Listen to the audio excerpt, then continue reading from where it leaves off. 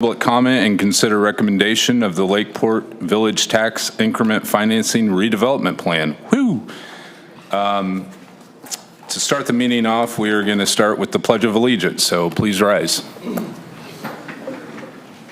allegiance to the flag of the United States of America and to the republic for which it stands, one nation, under God, indivisible, with liberty and justice for all. All right, first up is a roll call and introduction of commissioners. Alderman Becker. Here. Fred Catcott. Here. Dave Crane. Here. Janice Tyler. Here. Tim Gardner. Here. Bob Van Hook. Here. Chief Paul Berardi. Here. Ike Skelton. Here. James Cohagen. Here. Jacob Nucci. Here. Gail Griswold. Here. All right, we are going to approve the meeting minutes from March 27th. Do we have those? Make a motion to approve the minutes. Do I have a second? Second. Okay, all in favor? Aye. Aye. All right, this portion is the open public meeting portion, and we're going to limit that to 3 minutes. I believe if you are a taxing entity and you want to, oh, you've got a counter. Oh, nice, okay. So if you're, if it's like the SB 40, obviously we have Chief Paul Berardi here, so, he can speak on that however he wants, but I think the public comment portion is going to be limited to 3 minutes. To be extended at a vote of the commission. Okay. To be extended at the vote of the commission. If you guys want to hear more, we can take a vote on it. So is there anybody from, well, first, who here is for the project? Does anybody want to raise their hands? Okay. Who is against or have any questions about it? Okay. Next portion is the introduction of the applicant, representative from the city consultants.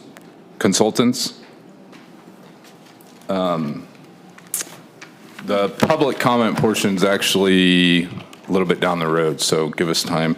So introduction of applicant. Thank you. My name is Mark Spikerman. I'm special counsel to the city. I'm an attorney at the law firm of Gilmore and Bell. I represent the city with respect to economic development projects. Also representing the city tonight, we have the mayor, city administrator Gina Woods, city attorney Cole Bradbury, and the city's financial advisor, Jeff White from Columbia Capital, is on via Zoom. All of the city team has reviewed the redevelopment plan. We're available at your convenience to answer questions. Additionally, we have representatives from the developer here tonight. Mr. Tegetoff is in the back if he wants to stand up. And, his team is seated around him. They'll come up here in just a minute and they'll describe the project, some of the tax revenues associated with that project. Later on, we'll hear from another city consultant, PJV Planners, who prepared a blight study, and they'll discuss how the area, in their opinion, meets the statutory definition of a blighted area. And then, again, when public comment comes to speak, and if any of the commissioners have any questions, all of us are available to answer those questions. If there's no further for me, I'd suggest you ask the applicant to approach and provide his presentation. Sure. Mr. Tegetoff, giving that presentation for the public.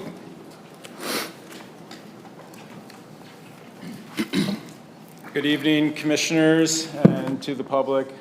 Thanks for giving me some time to share about the project. Thought it would be good to just kind of give a general overview of who we are and kind of how we've gotten here so far.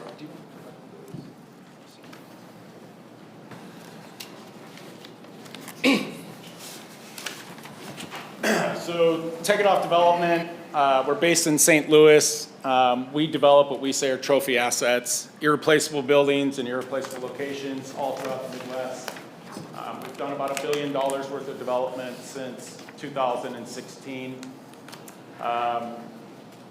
projects in St. Louis area, Kansas City, Cincinnati, Indianapolis, again, primarily in the Midwest. We're also under construction on the apartments down here off of Nichols Road on the former Sycamore Creek Golf Course. We've partnered on this site with what we think are best-of-breed operators nationally, including the team from Skyview Partners, who are in the back here. Skyview is amusement and ride operators and owners across the country, from as far west as California to the far east coast. This is their most recent project in Biloxi, Mississippi at the Margaritaville site, but again, a world-class operator. Some of their other attractions.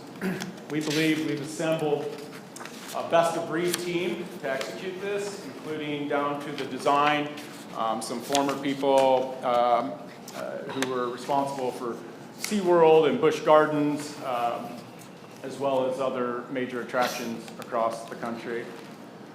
From an execution and operations standpoint, we are long-term owners. We don't build, fill, and flip properties, whether it's apartments or this. Myself and Fred Ross, the owner of Big Thunder Marina down here at the lake, own most of the site right now, except the timeshare portion. We intend to be long-term owners of this project. We've brought in what we think are world-class operators. American Resorts Management is the premier operator of water parks throughout the country. They would be the manager of the water park. Ambridge Hospitality is the largest operator of hotels in the United States. They operate 1,800 hotels, including 1,200 Marriott-branded hotels. Open Air is the constructor of the retractable roof over the water park. They do nothing but retractable roofs. This is a fully glass retractable roof. They did the one at Ballpark Village in St. Louis for people that are familiar with that. And Marriott brands. Obviously, to have a Marriott flagged hotel is not an easy process. We have moved from term sheet to a signed franchise agreement with Marriott, and this would be a 400-room Marriott Resort and Conference Center with 26,000 square feet of conference space. This is, in general, how the overall site lays out, with closest to the highway having the amusement park, around 1,000 space parking garage, the covered water park, and then the hotel on the far end of the site, which would also have 400 parking spaces underground. Currently, we own the vast majority of the property in the proposed redevelopment plan. We are actively pursuing the acquisition of the Lakewood condos. I know there's a testimony from the Lakewood folks. We are not under contract, and we've kind of stopped negotiating as of this morning, but we are hopeful to re-engage with them. We've set up the site to maintain maximum flexibility during the development process, to where we can develop around that site if necessary and finish that when we need to. We're not phasing the overall development of the site, but obviously there's a phased delivery which would allow us to start on that portion later. This is the general image. I think it's important to note the tourism driver of this property. It's estimated, Theme Future Concepts, which does third-party market studies for projects like these across the world, did our market study. They estimate that the overall development would drive 600,000 guests per year. And that's essentially how we ended up sizing the hotel based off of that, as well as feedback from Marriott and Ambridge. Here is the site as you cross the Grand Glazed Bridge. I won't get into the theme park. I think there's some other important things to show here. It's a 200-foot tall wheel with fully enclosed gondolas that have heat and air conditioning in them that can be open year-round. Our goal from the beginning was to create a year-round venue for the Lake of the Ozarks area, as well as year-round employment. When completed, the site will employ somewhere north of 300 workers and generate $85 million a year in revenue. on top of the $350 million it'll cost to build the overall site. We have been in active discussions with MoDOT from the very beginning. We know we're going to have to address traffic considerations. That's very customary with projects like this. There's a third-party group doing a market study that does traffic study that does nothing but traffic studies. They will look at everything from Jeffries Road to intersections at Case to up and down on multiple exits to determine if signals need to be added, if roundabouts need to be added, if roads need to be widened. But all of those are in discussions with the city, Lockmuller, who's doing the traffic study, MoDOT. As well, we've had active discussions from the very beginning with Ameren to talk about everything from public safety to site infrastructure needs. We've engaged with the fire district to make sure public safety concerns are addressed, and we will continue to do that through planning of the overall site. We have already agreed to extend a sidewalk down Jeffries Road. Whether or not the traffic study comes back saying that we need that, we've agreed to do that with the city. Here's the general breakout of the sources and uses. It's about a $360 million project, of which myself and my partners will be putting in $90 million in equity. The incentives for the infrastructure component, the super TIF, the TIF, the CID, and TDD make up around $78 million. Our construction loan of $170 million. The additional financing is the loans for the rides.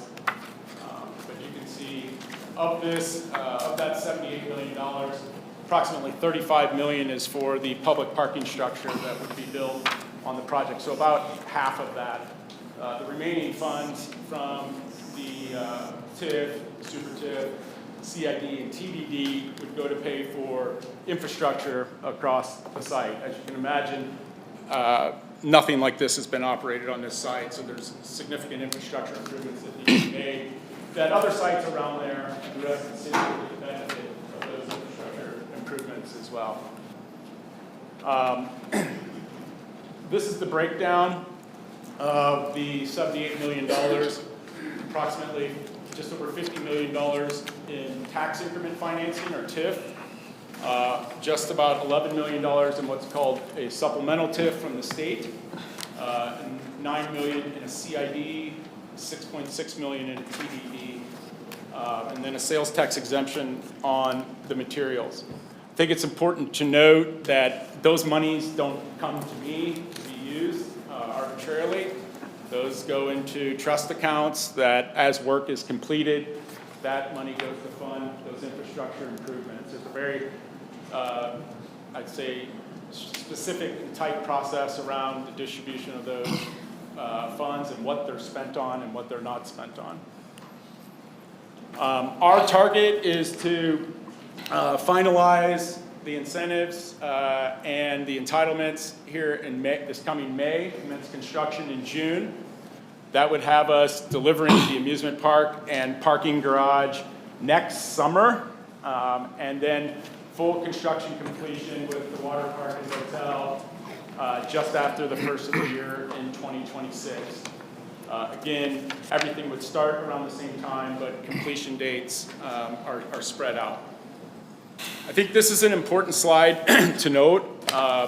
The taxes and TIF structure allow for the project to recapture certain portions of the taxes that are paid on a project like this, if approved. And, we currently, the project, as the property as it exists today, will produce around $875,000 over the next 23 years in total tax revenue. That is exclusively in real estate taxes. The site currently produces $0 a year in sales tax revenue for any of the taxing districts, and it currently produces $0 in personal property tax for the taxing districts. If this is built, the project will produce around $120 million in total tax revenue to the different taxing districts over that 23-year period.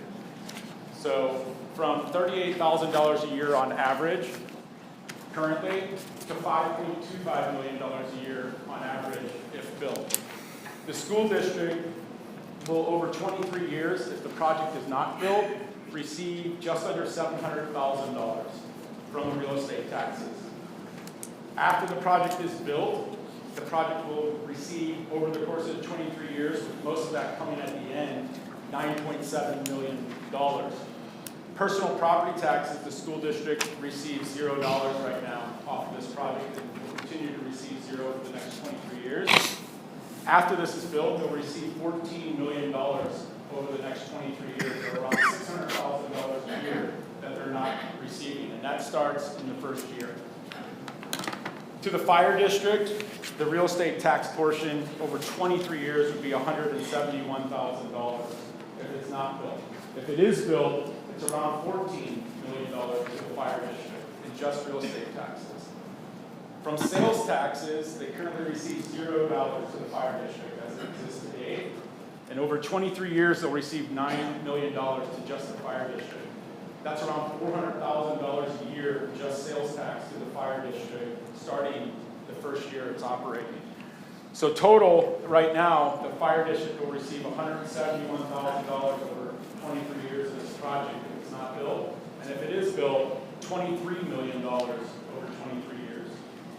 To the city currently receives $0 off of this project in sales tax. If this is built, they'll receive $42.6 million in sales tax, with that starting in year one. That's $1.85 million a year estimated for this project versus $0 to the city. For the county currently receives around $25,000 over the course of 23 years, or about $1,000 a year in real estate taxes. If this is built, they'll receive around $360,000. But the real benefit to the county is in the sales tax. They receive $0 currently off of this project as it sits today. If this is built, they'll receive $40 million over 23 years, the county will. That's $1.7 million a year, and again, those start right away. So the personal property tax and the sales tax start right away. The real estate tax portion, the first, primary portion of that first 23 years goes to pay off the infrastructure improvements. Once those are paid off, then the taxing districts get their full cash rates. So on average, $38,000 a year over 23 years to all the taxing districts as it exists today versus $5.25 million. So the difference, we think, is pretty significant. We're looking forward to being longtime owners and operators of this property. We appreciate all the support from the local community and the different districts, and we're open for any questions that come up. Thank you. All right, the next portion is testimony from city staff and consultants.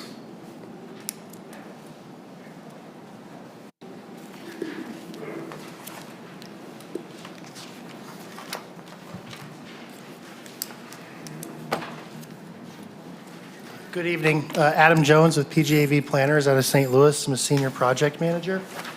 So we visited the site in November, and I'm always going to remember this visit to the site because we had a week of like 60-degree weather, and then when I arrived at that site, it was like 30 and raining, and it was a really great day to be there.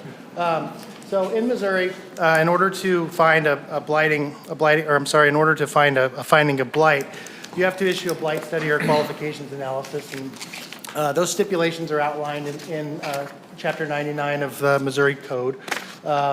And in this case, the blight study involves extensive review of existing conditions, including land use and building conditions, infrastructure, vacancy rates, and other relevant factors. So in this case, when we analyzed the site, we found that it did meet those conditions. The Missouri state statutes also require that the area as a whole be found to be a blighted area, and we did find that the area as a whole does meet those qualifications. We also found that it's going to be blighted through a mixture of both physical and economic conditions. And we also found that it's in conformance with the comprehensive plan, and that the plan that has been proposed by Mr. Tegetthoff also represents a vision for enacting what the city would like to have happen at that site. And if we are so bold, I believe a map of photos showing existing conditions was also included into your packet. I hope you all had a chance to review those. And if we click the link, if you would like to, we can roll through some of those photos. However, when we look at the redevelopment boundary as a whole, underneath plate 1, this is the area that we were hired to analyze. You can see that every parcel within the redevelopment or the proposed redevelopment area did exhibit some either physical or economic condition that lends itself to a finding of blight. In this case, deterioration of site improvements, the areas that are highlighted in blue exhibited those symptoms where you've got dilapidation, you've got serious deterioration either on the interior of the structures or the exterior.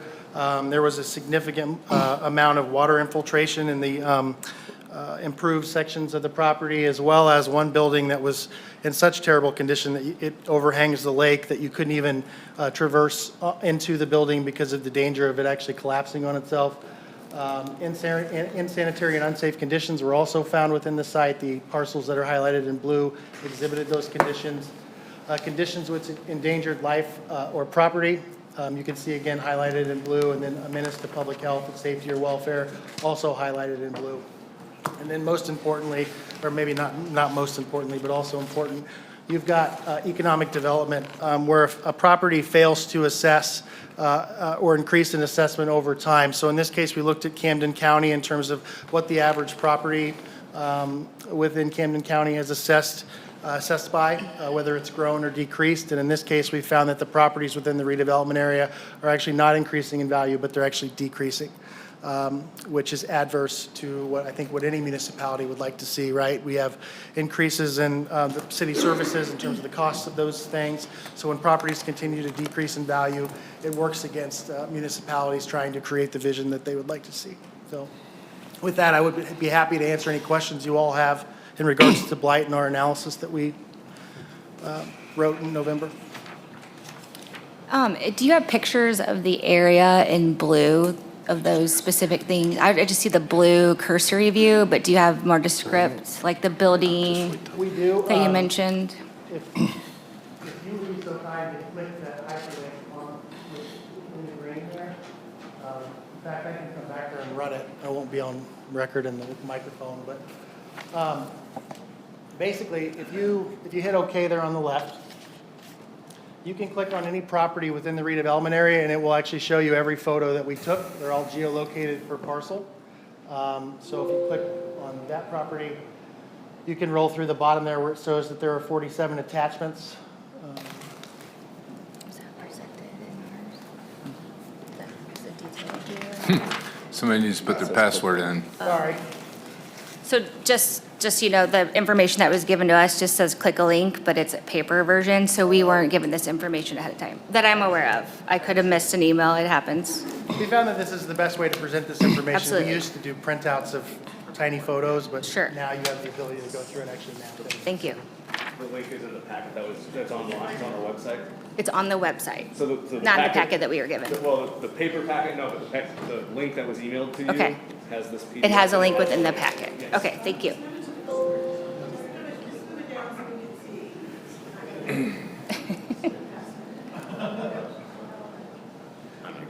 Very sorry I didn't plan for this. Gotta love technology. I've got it on there. They're not part of it. They shouldn't be part of it. But they're And that one they are. There. I don't know what that other chart is. Yes, please. Sorry.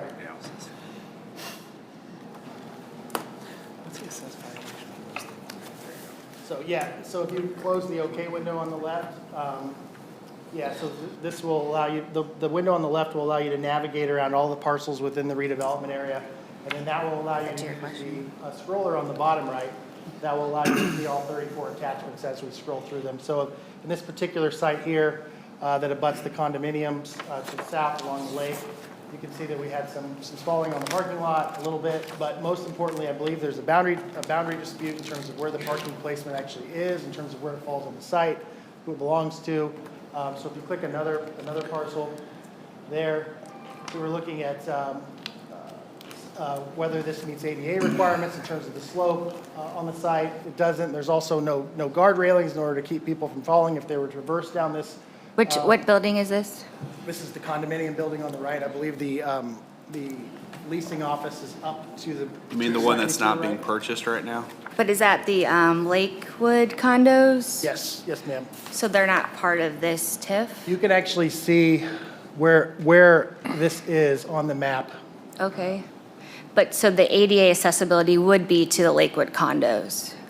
Correct. So I don't understand why that's being presented as the blight. Go ahead. For clarification, Sure. the plan presented to you includes the Lakewood condominium property. Okay, do you have anything that doesn't include the Lakewood condominium property? The rest of the photos would obviously, yeah. Okay, So if we great. click- if we click Let's another look at those. parcel on the map. So again, I think this is also Lakewood. And so if we zoom out, use that little scroll over there. So this is going to be the property to the southwest of the Lakewood condominiums. Oh, yeah, I can go back there.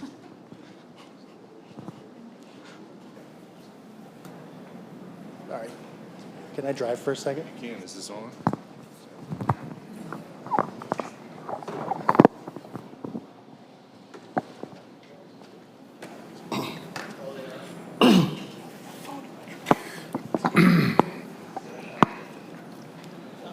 I'm going to scroll through some photos real quick, and you all can follow along. So this is the property that's to the southwest of the Lakewood condominiums. You can see that there is a abandoned building there. The roof is completely dilapidated, as is this structure. There's nothing to secure the structure to the ground. Again, it is abandoned. There was some evidence of some squatting that was going on in there. You have the remains of an old building here on this parcel as well. Sorry, what is that? That's the foundation. Oh, an old foundation. We'll go back. Which parcel were you? This The, Yeah, it's just an old foundation, right? Correct. It Oh, is an abandoned building that was there that is obviously through some type of means has been removed and/or fallen down. okay, thank you. No. These So if we come over here to this property, He just swelled the first you can couple see ones. again, Oh, there are no guardrails on the stairs. Right, yes. Here, there are no guardrails to keep people from falling over the edge, and this is about a 20-foot drop-off into the water. Here, you can see that the sidewalk, again, in terms of infrastructure, is a little disjointed, as well as, Can you go back? So you're considering no guardrails as blighted, is that what you're saying? correct, and then also erosion here, you can see, causes some issues, and then there's also a path up here. So if we go to another photo, you can see that the railroad ties here are completely deteriorated and have given way in terms of the retaining wall, as well as this fuel storage bin or fuel storage compartment that again is also deteriorated. Propane tanks on the site deteriorated, deterioration on improvements in terms of structures, and the deterioration of the retaining wall here. What is that building? This building is also here, it's located here on the parcel, the north side of the redevelopment area. And what is the blight on the building? I'm sorry, you're going fast. Sorry, deteriorated. There's deterioration here and on the windows itself. Was that building being expanded at one time to be the maintenance building for that area? As far as I know, it does service as the maintenance building. Thank you. I did not gain interior access to that building. Here again, you've got you've got a driveway that again is not in the best of shape, and you've got some type of a structure that was dumped here in the middle of this. You know, here, not really the best example, but again, you have some deterioration along the soffits here, along where the roof line meets. Here again, you've got deterioration along the siding. If we were to zoom in here, you would see deterioration along the window sills, and deterioration where the metal facade actually meets the foundation. Has there been a commercial inspection for this, for these buildings, a commercial inspection? I do not have the answer to that, ma'am. Okay, no problem, go ahead. Here with the dock, again, you have unsafe traversing across unimproved sections of the lot, where this dock was chained off because it was found to be unsafe, according to the landlord that I met with. Here you've got signs of water infiltration. Again, this is going to be, I believe, the building that's located right in here along Lakewood Circle. You can see stains on the carpet that show water infiltration has occurred, and then they have a humidifier. You've got water infiltration in the ceiling, as well as some minor deterioration in terms of the cracking on the walls, I believe. We'll see more of that. You've got deterioration on the exterior, the siding of this building. You can see that the guardrails have completely deteriorated and fallen off, as well as awnings and other, I mean, this building really speaks for itself.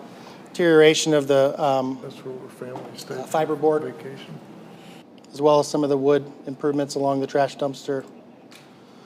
Deterioration in terms of the joining compound of the ceiling itself. And then we also found that the docks in the general area, in the redevelopment area, were deficient in their electrical and fire safety code.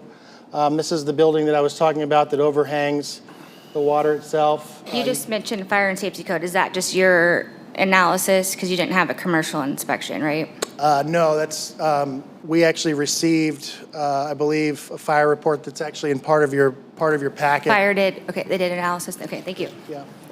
So this is the deck, and again, you see deterioration throughout the building. We took pictures of the dock because of the fire and electrical issues, deficiencies. You've got deterioration of the siding along the window again. You know, these are the types of issues that you're going to see throughout the report. You know, when we're looking at the photos, just, you know, it's primarily deterioration. Again, non-continued guard railings, although you do have some here on this portion of the site. But for the majority of this, ma'am, this is exactly what we were talking about. Is it's the majority of this site is going to be deteriorated, especially in terms of its improvement.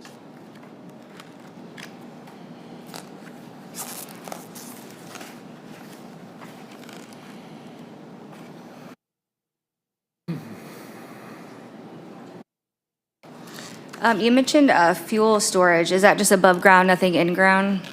That I'm aware of. I did not do any subterranean inspections. Thank you. Is that tank part of the Missouri Petroleum Fund as well? That's a good, I don't have the answer to that question.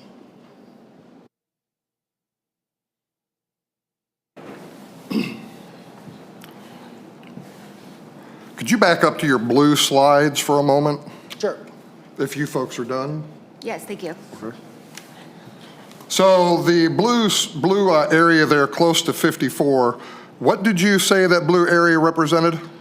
Blue area, the areas in blue exhibit these signs, whether it be deterioration or insanitary or unsafe conditions, and then the maps that follow as well. If it's blue, it exhibited signs of blight. So we all understand that the area closest to 54 is basically a bare piece of property, right, with lakefront frontage? There are some improvements in the site. There's some impervious surface that has begun to spall and is almost unusable. But yes, for the majority of that site, it is unimproved. And there's a building on that site that was attempted to be remodeled at one time within the last couple of years. Is that correct? I don't have the answer to that, sir. Yes. So again, I know that for mostly for the folks, you know, the public, if you don't like this sort of thing, this TIF and what they've done and what generally goes on with these situations, this is a tool that the Missouri legislature has been given out in economic development to various municipalities around any municipality around the state. And I'll be quite candid with you. You could probably blight any condo in the entire Lake of the Ozarks area if you did the paperwork right. The way the requirements are for this blighting, I'm totally against the way the state has done this, and I think that it's disingenuous because that piece of property is quite well developable, or being able to be developed. I mean, you're going to do that. But for a redevelopment area that you have to claim to be able to go through this TIF process to get these tax rebates. I still cannot fathom how a piece of vacant property with lakeshore frontage in this community can be blighted. That's all. I can't see the screen very well. What is on the left versus the right? Because I noticed that the condos, Lakewood, are in your blighted study, and from what my understanding is that they still use it and go there. So the left versus the right, what is the difference between the left versus the right? I can't read the bottom from my angle, I apologize. Maybe it's in here. The map on the left represents deterioration of site improvements. It's one of the findings that you have to make in order to find the areas blighted, or possibly one of them.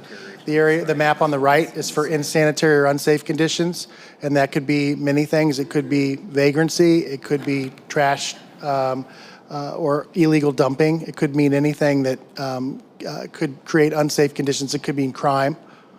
So the left side includes is the Lakewood, correct? Well, both are. Lakewood is not included on the map on the right. No, I did not find anything that was insanitary or unsafe in terms of that map. So was Lakewood part of the site visit for you to make determinations for their area? Yes. Okay.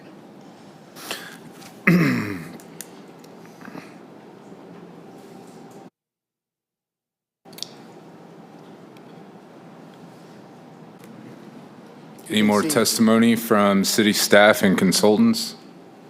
Thank you for that explanation, appreciate it. Oh, you're very welcome. Adam, could you bring your slide up with the statutory definition of blighted area? Do you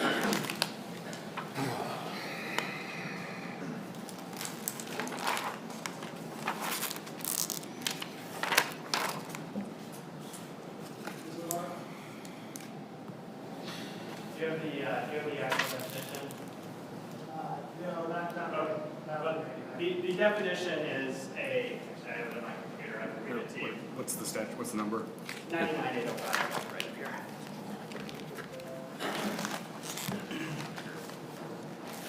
I got it.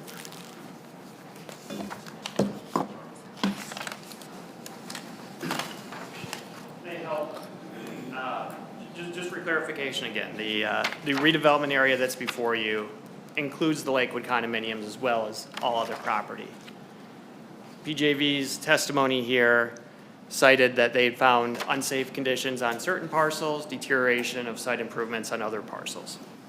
The definition of blighted area under the statute is an area by which the predominance of insanitary or unsafe conditions, deterioration of site improvements, or the existence of conditions that endanger life or property by fire and other causes, or any combination of such factors, retards the provision of housing accommodations or constitutes an economic or social liability or a menace to the public safety, health, and welfare in its present condition and use. So the evidence that's been presented, the deterioration of the buildings, the unsafe conditions on the grounds, those are factors, as well as how they come together and result in that economic liability or that decrease in assessed value while other property increases. So sometimes there's like a vagrancy issue, like homeless and crime. Have there been a lot of police reports to that area? I don't know. Okay. I did not pull any police reports. Yep. 'Cause generally, that's part of it. You know, in urban areas, I think, if I say it right, PGAV worked in Clayton a little bit, and there was a lawsuit there that was challenging the blight. I think I brought it up in the last TIF meeting. So that it's definition of definitely, blight excuse that me, let was- me finish speaking. Sure. It's definitely open to interpretation. We see it more used in urban developments, where you have, let's say, downtown St. Louis, where there are homeless there, and there are maybe people doing drugs and crime. And so while the state statute might be ambiguous and leave a lot open to interpretation, that doesn't devalue our questioning whether the blight is really necessary. Yeah, I'll just point out the Clayton. Sorry, so we don't call the police, but we've had to report up those buildings and board up all the windows on all of the vacant buildings on both buildings because we've had remnants of people in there. We personally had to chase them out multiple times. That doesn't involve a police report for us, we just get them out and board them up again. They find another way in and board them up again. So there's been a lot of that on all of those pieces of vacant property, that's why that's why we're trying to do something different. Yeah, I mean, when there's no activity, that's going to happen. Is there anything on, I feel like this was an issue we had, 15, 20 years ago when John Q. Hammonds was looking on the opposite side of the lake on the other quadrant. Was there anything that came out of that lawsuit about big piece of beautiful lake frontage being blighted? Because that was essentially the contest there was there was a lawsuit saying that, hey, this isn't blighted, and I don't know how it ended. I can answer that one because I worked for the law firm that was challenging it at the time. The challengers lost, and the blight determination for that one was upheld. Ultimately, the lawsuit lasted so long at the time that the recession had taken hold by that point, and the project didn't get built. And then John Q. Hammonds passed away. But the blight determination, the cost benefit, all of the determinations by the city on that project, on that parcel, which is really very, very similar to this one, were upheld by the court.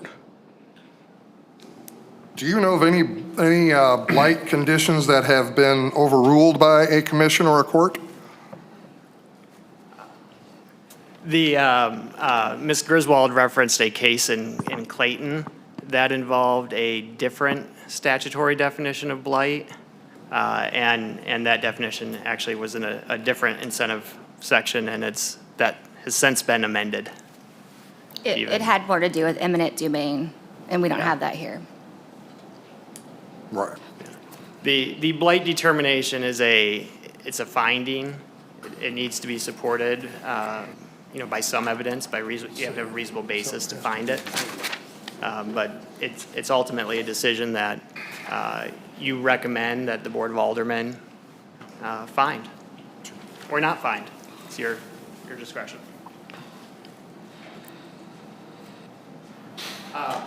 If there are no further questions on blight, Mr. Jeff White from Columbia Capital can discuss his financial review via Zoom. Sure.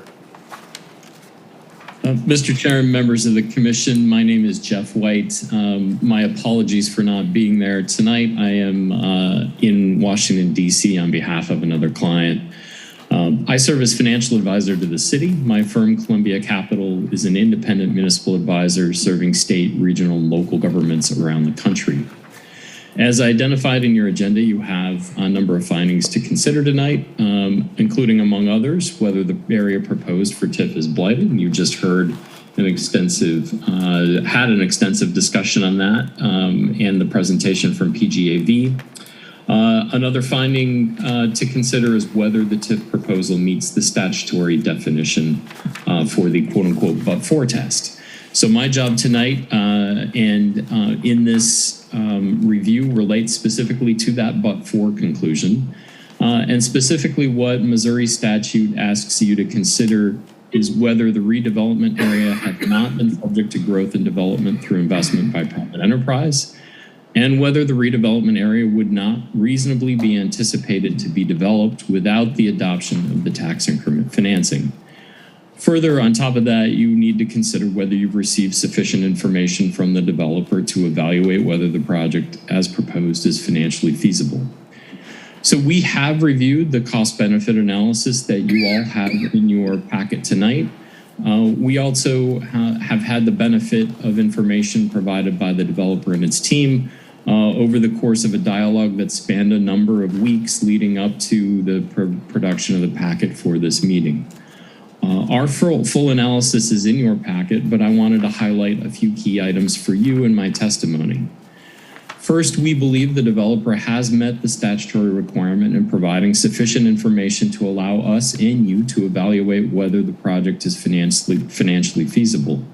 I'd note that the developer has been forthright and timely in providing us with information, updating that information as it's changed, and responding to our questions, which have been numerous. This is a large project with a lot of moving parts, and we believe the developer has provided a level of detail about the project that is reasonable for this point in its development. Second, we conclude whether a project has met the statutory but-for test by evaluating the likely rate of return on the project, both without incentives and with the incentives requested based upon reasonable projections of those incentives. Alone, though, these two figures do not tell us a lot. We further need to compare the unincentivized and incentivized rates of return that are estimated against a quote-unquote market return for a comparable project in this region. In this case, both we and the developer reached the same conclusion about what the market rate of return is for a comparable project in this region, each using different third-party sources of data, with our conclusions being that a market rate of return for a project like this should be between 8 and 9% per year. I would note that we don't always agree with the developer's conclusion. It's nice when that happens. Our analysis concludes that without incentives, the developer could expect to generate a rate of return, including a hypothetical sale of the project at 10 years of approximately 4.8%, which is below the market rate that would be required for the project. We further conclude that with incentives, the developer's rate of return could be expected to rise to a range of 8.8 to 9.3% per year, depending upon the financing structure it employs. Our conclusion then is that the developer has satisfied the statutory but-for test with respect to the proposed redevelopment project. I'd note that we provided some sensitivity analysis in our report testing the impact on expected rates of return given a number of outcomes related to lower development costs, higher operating results, et cetera. We believe the city can, within the development agreement that would result if this body provides a recommendation, the Board of Aldermen takes it up, provide adequate protections to ensure that the project does not become over-incentivized as the result of these outcomes. With that, Mr. Chairman, I am happy to try to answer any questions. Does anyone have any questions for him? I do. So you mentioned the feasibility. Was it proved to be feasible? Can you hear me, sir? I can, Okay. yes, ma'am. And thank you for zooming in. Appreciate it. So is it feasible without the super TIF? The developer represented to us that the project would not be feasible without the super TIF. I think that would be a question more appropriately directed to them, but that was something that they indicated to us. Okay, so that's not part of your report?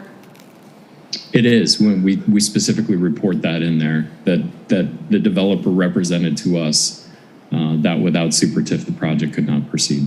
And that you agree, and then your analysis agreed with that? Yes, certainly without super TIF, the rate of return without incentives would not rise to that level of market return. But I think more importantly, their answer was a practical one and not a sort of a statutory test one, that they've concluded they need that layer of incentive in their capital stack in order to make the numbers work. And how often have you seen developers apply for things that they need a super TIF to make sure that their business is viable? I think the threshold to gain approval of super TIF from the state is fairly high, and more often than not, projects do not include that level of incentives. Okay, thank you. Attorney McGuire. Question, you mentioned that this project would not be profitable without the tax incentives, correct? That it would not produce a rate of return that the private market would require, all things equal, to result in an investment of private capital in a project like this at this spot. That's correct, sir. Right, so without investment, or excuse me, without the tax incentives, you couldn't get any private investment that would help be able to make this profitable. Nobody would look at that and say, I don't want to get into this, but for those tax incentives. Well, I have a question then. Is this particular project a real problem to develop? Is it incredibly extra expensive that because of that these TIFs have to exist? Because I'm kind of hearing, and correct me if I'm wrong, that without tax incentives, you can't make any money on development. No, specifically the question is, could this particular investment, could this particular project occur on this site without incentives? Our conclusion is no. We're not answering the question, could any project occur on this site? That's a different question. It's one that we haven't evaluated and weren't asked to evaluate.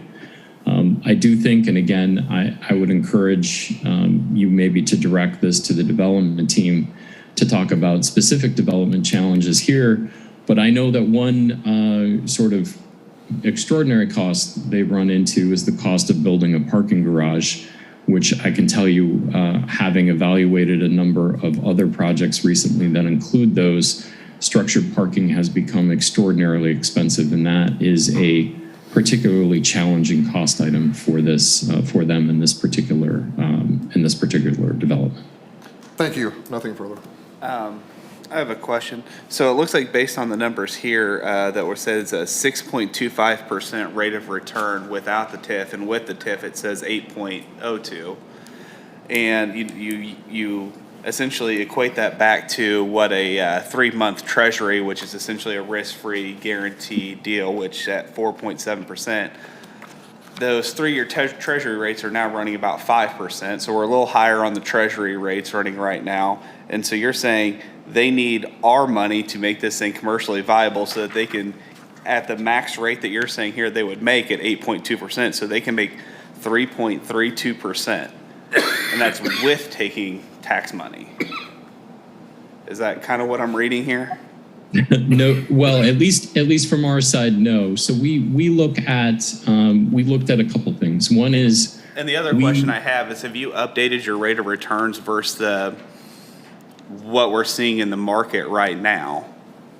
Because yes, yep. So let me answer that question first, and then I'll go to your first question. So generally speaking, as interest rates in the market rise, the developer's return expectation rises for exactly the reason that you just pointed out. That the developer could take its $200 million of cash and put it overnight in a treasury security and earn more than 4%, right? So if the risk-free rate of return of doing that is 4, then you would expect that if it's taking risk to build a project that has an unknown rate of return, as any sort of investment does when you make it today, that they would need a rate of return that would be substantially higher than that.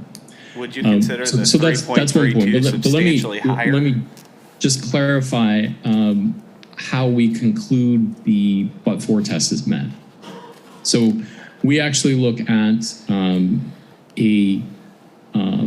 the cost of the project and the expected income to be generated from the project based upon developer information and other sources of information that we put together.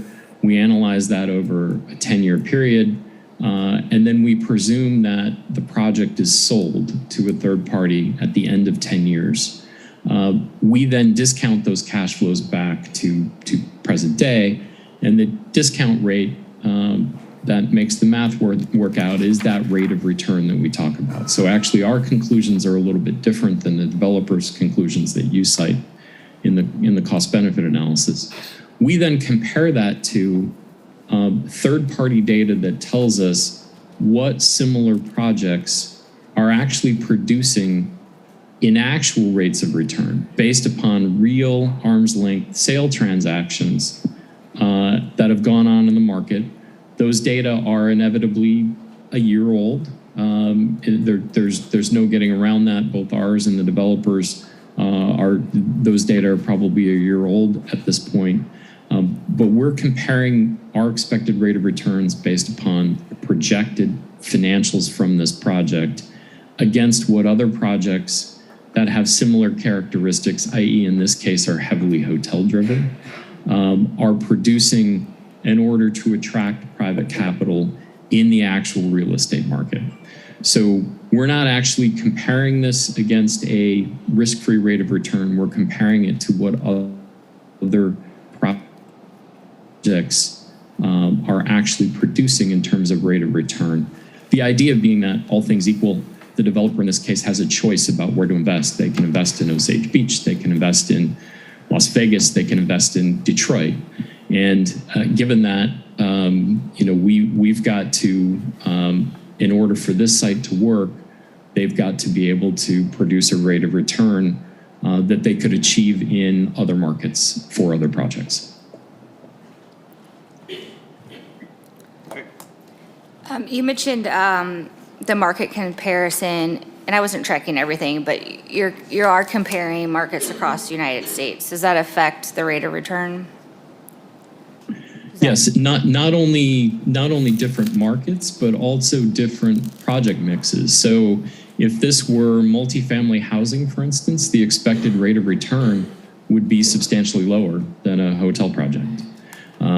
It would be different for a retail project. It would be different for single-family housing. And so we're looking both at projects that are heavily hotel-driven and projects that are here in the Midwest in order to determine what the correct rate of return might be. And you'll notice I didn't say in my testimony, and we didn't provide in the report, that we think the correct rate of return is some very specific number. We gave you a range, and that's because there aren't other comparable projects in Osage Beach that we can rely on, right? We're using data from a regional market, and your mileage may vary there locally.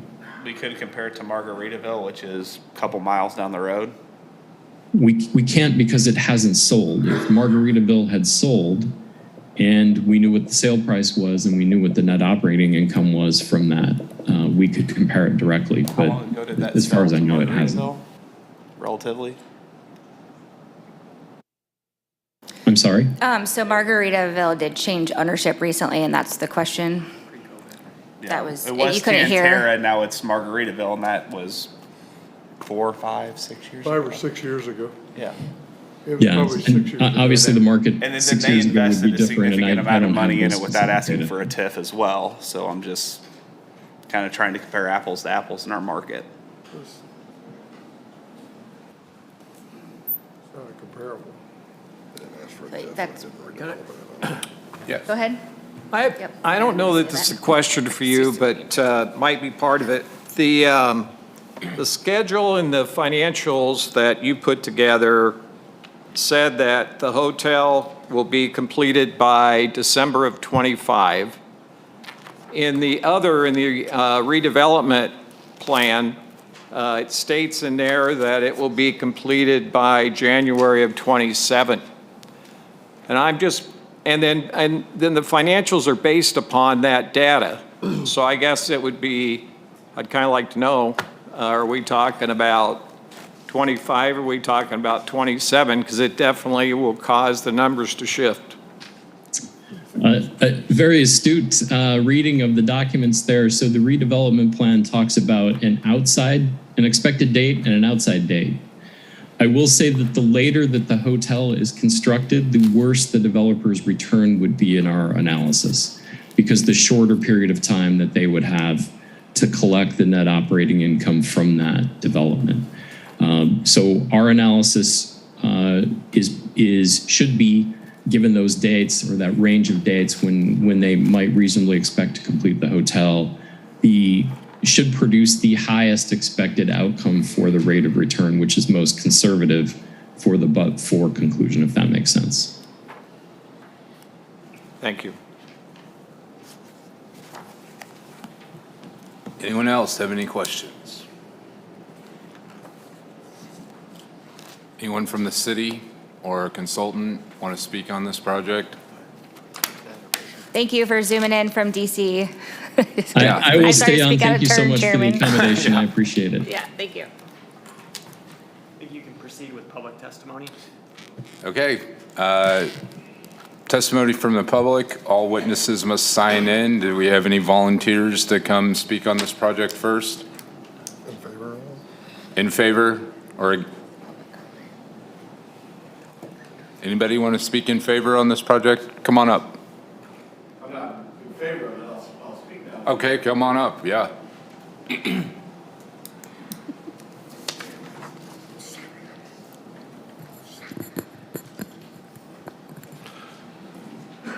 My name is David Stokes. I'm Director of Municipal Policy for the Show Me Institute. I hope this microphone is high enough. You all have the written testimony I prepared and handed out. I hope you are able to review that thoroughly. It's certainly more detailed and thorough than I can be in 3 minutes of verbal comment, so I hope you take the time to review it. Osage Beach is not blighted. We all know Osage Beach is not blighted. Everybody in this room knows that Osage Beach is not blighted. It's not that PGAV came in here and found some secret blight that you didn't know existed. They said it's blighted because they're paid to say it's blighted. That's what happens all the time. They go around the state, the consultants, the planners, and the like. We can't find one example in the state of Missouri where a TIF or a subsidy like it didn't pass the blight test, the but-for test, all of these things. They give the illusion of certainty. They give the illusion of complexity, that it's some sort of difficult process, and this development, oh my goodness, it barely passed the test, so we'll give it a subsidy. It happens all the time. Again, we don't know of one project around the state that didn't pass the blight and but-for test. And while I only have 3 minutes, if somebody wanted to ask me in questions about the Clayton case, I'd be happy to speak briefly about that as well. Projects in Osage Beach, projects in Lake of the Ozarks do not need subsidies to succeed. This is a wonderful, thriving, prosperous area. It has incredibly low taxes as it is. You may not know that, but the commercial taxes in this area are among the lowest in the state of Missouri. The commercial surcharge, to give one example, of a tax that is not subject to TIF, in fairness, it is 3 cents per $100 of assessed valuation. That is the second lowest in the state of Missouri. Laclede County, just south of here, is over $1 on that one tax. St. Louis County is $1.70. Jackson County, Kansas City is $1.44. You are 3 cents per $100. You have a low regulatory area. You have a prosperous, thriving citizen. The tourism, this area was built without subsidies. Yet about 10, 12 years ago, 30 years in St. Louis and Kansas City, more recently here, suddenly it was like, well, now we have to start subsidizing things, but you don't. And if these subsidies worked, if economic development through subsidies worked, then St. Louis would be Kuwait. It would be awash in money because it would be so rich. Because in St. Louis, and to a large extent Kansas City, they use subsidies constantly, over and over, but it doesn't work. Economic development officials cannot predict the future. They do not know what the proper investment of tax money is in here or not here. It's an impossible request. So there's a bird in the hand problem with these types of projects. Is that you'll promise we'll give you one thing now, but in economics, you don't know what the future holds. This project, this place will be developed. Just because it hasn't happened yet doesn't mean that it won't happen in the future. And when you start subsidizing projects like this, it's hard to turn it off. It's hard to deny the next one. And sooner or later, you are like St. Louis or Kansas City in subsidizing just about everything. And with that, there's plenty more arguments, economic literature that's so clear that these types of development process doesn't work. Okay. And with that, my 3 minutes are up, so I'll stop talking, and I encourage you to review the written testimony that I've given. I'm happy to take any questions. I have a question. Do you know of any constitutional challenges to the general economic development TIF laws? Unfortunately, there have been lawsuits against them from challenging the basis of TIF, and unfortunately they have failed. I mean, TIF has been upheld as legal. I think that's unfortunate. I think it's been grossly abused throughout the state of Missouri, sold to prevent poor areas, help them grow, but used primarily in wealthy and successful areas, such as Clayton, Missouri, which PGAV said was blighted. If you're familiar with Clayton, you would know that St. Louis County is probably overall the wealthiest county in the state of Missouri. Clayton's probably one of the 2 or 3 wealthiest cities in the state of Missouri. Wow. And this particular block of Clayton that PGAV said was blighted is one of the richest blocks in all of Clayton. Yet they said that area was blighted. The Supreme Court said, no, it's not. You've gone too far on this. Just an example, again, that they will say anything is blighted, anything deserves subsidies, anything passes the but-for test. That's the process we are, and it's just gone way too far in the entire state. And most importantly of all, it has not succeeded. It has not led to economic growth, and my written testimony here goes into more detail on that. I have a question for you. Where do you live? I live in St. Louis.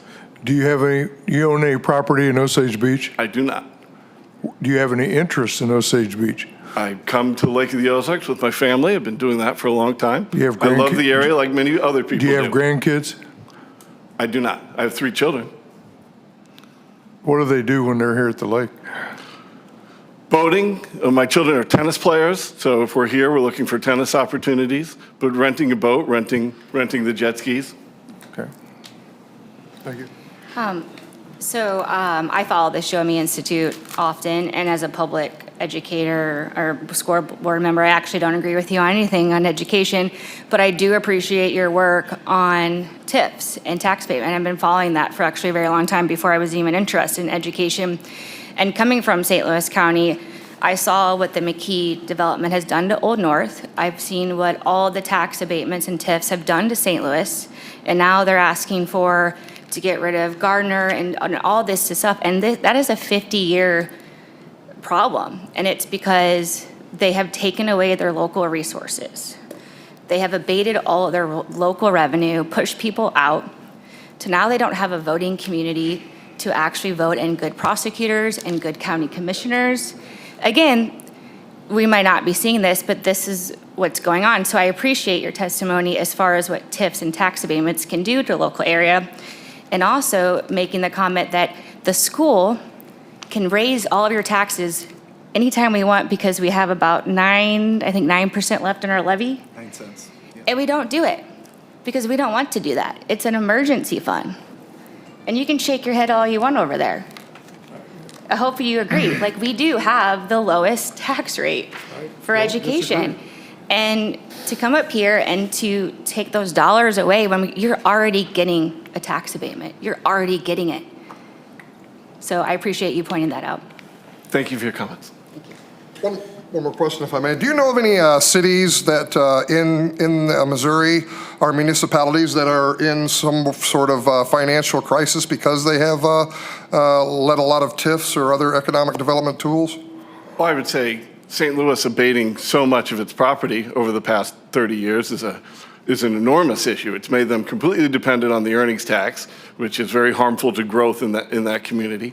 More specifically, Independence is a city. It's again a successful city, but they did a TIF for a Bass Pro about 15 years ago. The development failed. It did not raise enough money to pay off the TIF bonds, and Independence had to go into general tax revenue to pay off that TIF. They weren't even legally required to, but they feared the hit to their credit rating and their credit reputation, so they went into general tax money to pay off that private bond. So Independence is an example of a specific failure, but in larger ones, it's St. Louis.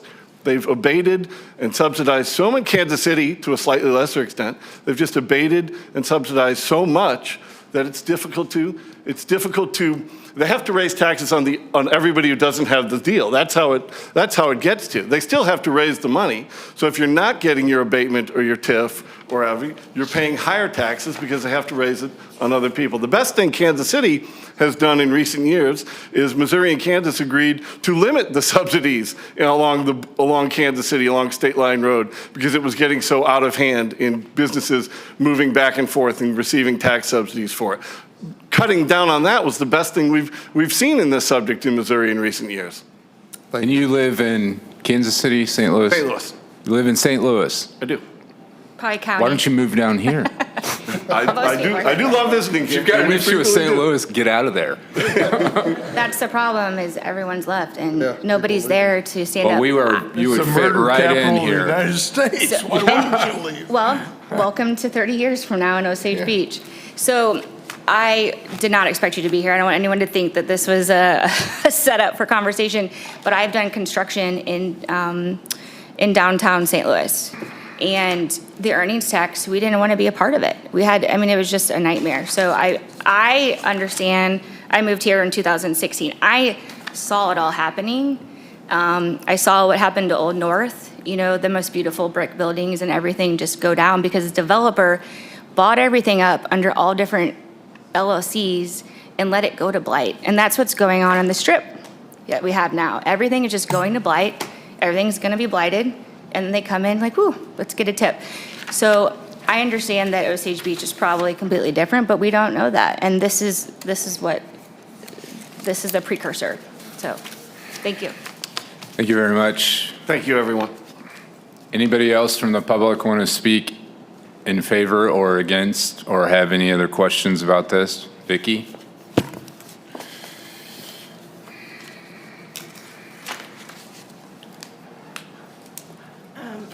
please. Thank you for the opportunity to talk to you all. I'm not really good on all the technical speech, but I will speak as a resident that's been here for 22 years. The city has just really changed. The blighting, I agree with the gentleman that's before here because as I've lived here all this time, there's been properties around Osage Beach that it just seems like the owners just let them go. There's no follow-up to keep the properties up, so it's real easy to come in and just blight anything. I have a neighbor that is exactly speaking of that. I guess I'm concerned with if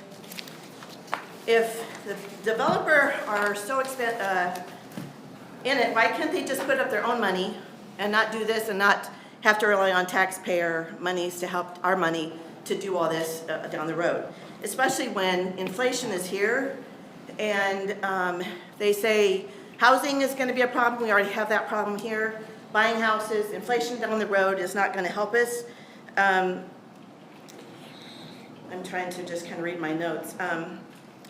Is this project going to provide housing for employees? We have a trouble with employees at this point already. Where the traffic flow, I mean, I've read some of the documents that you guys have had as well, and I'm concerned there's no absolutes or anything because the whole project information that I got out of reading it from my standpoint as a resident is that it's a iffy. If this doesn't work, this doesn't work, this doesn't work. So the little bank or the bank that is going to loan us for the construction costs, what about the banks? The banks are having trouble already in our country, so I'm a little concerned about that. And down below, how does this help the residents? The residents seem to be forgotten in Osage Beach. We're catering always to the tourist and not the residents that are here. And I guess I would rather see the mall be more developed and up to that. And if you're going to have something for families, I think that it should be something that's going to have from 4 years up until 85. And I've said it, not speaking out here, but Smash Park is I'm from Iowa, and Smash Park is a facility that they put in to help all kinds of people. So there's 4-year-olds that come to play the arcade.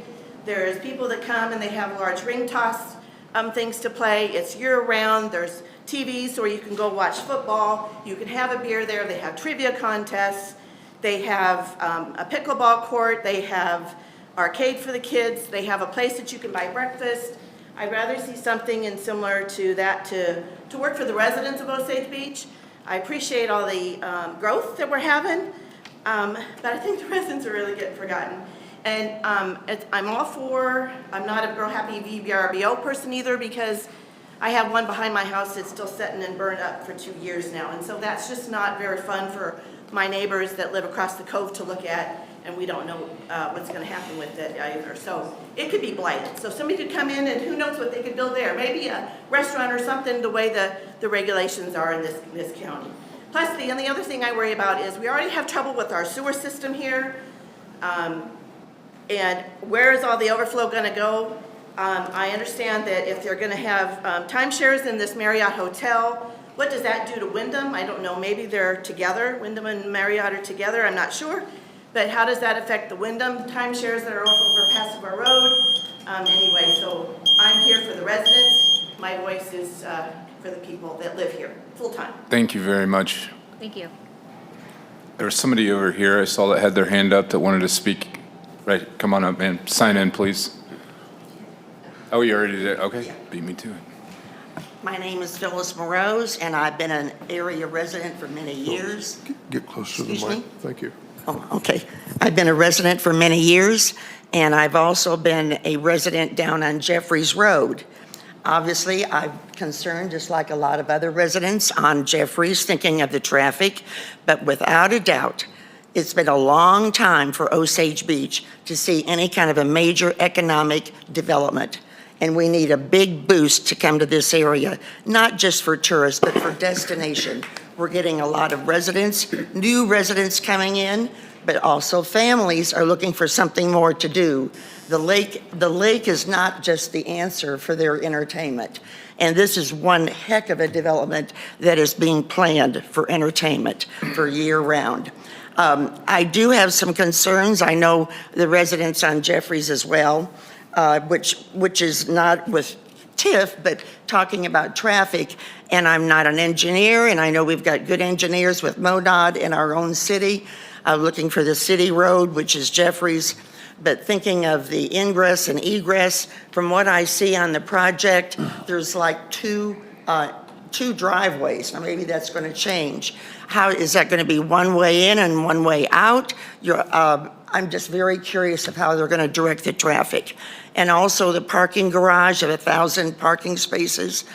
You mentioned Marriott. I presume they're going to have their own parking, so I'm not sure how that's all going to evolve.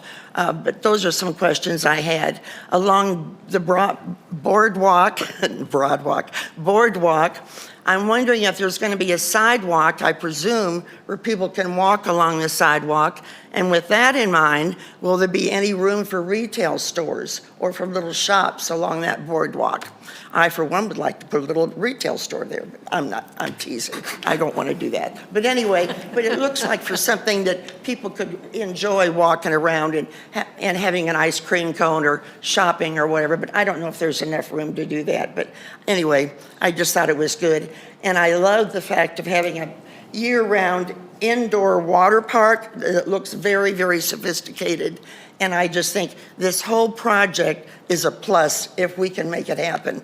You know, we wouldn't have Hy-Vee and that whole center down through Lowe's if it wasn't for a TIF. And so I'm very happy to say I'm all in favor of this. Thank you. Thank you very much. Anybody else want to speak in favor or against this project? Ask the public, yeah. Okay, you right there, you just, My name is Evelyn Horkman, and I'm an owner and full-time resident there on Jeffries Road at Fountain View Landing, and I've been there since day one. I remember when that property was Gala Idle Days. I stayed there as a kid, and I stayed at Somerset, and that was my piece of the pie, my little piece of paradise that I wanted to buy a condo on. And so, you know, I'm a businesswoman, retired businesswoman. I understand progress, and with progress comes pain. It always does. And so, you know, as I look at this project, I like it. I think the lake needs something like this. But Jeffries Road is a sleepy little road. It's a short little road. You know, it ends right away. And we already have a business on that road, Dog Days, and, you know, they have enough parking now, so they've become a better neighbor. This is right at the entrance to Jeffries Road. And I'm not for progress, but it's got to be progress, manage progress in the right way. That's in the beginning of Jeffries Road. A 400-room hotel has no business clogging up that little sleepy Jeffries Road. Maybe something else can be developed there. But I think that overpowers the road. I think it overpowers the residents. And I think you all have heard the song, "You paid paradise and built me a parking lot." This is going to be a 4-story parking lot, and as I see, it's going to be right next to Jeffries Road. I don't know. I'm just asking you to consider the residents. You know, I've had my little piece of paradise there for 22 years since Fountain View was built. It's a little road. There are other places. I like that development, but there are other places where it fits more nicely. And so I just ask all of you to please consider that and consider the residents on the road. Thank you. thank you very much.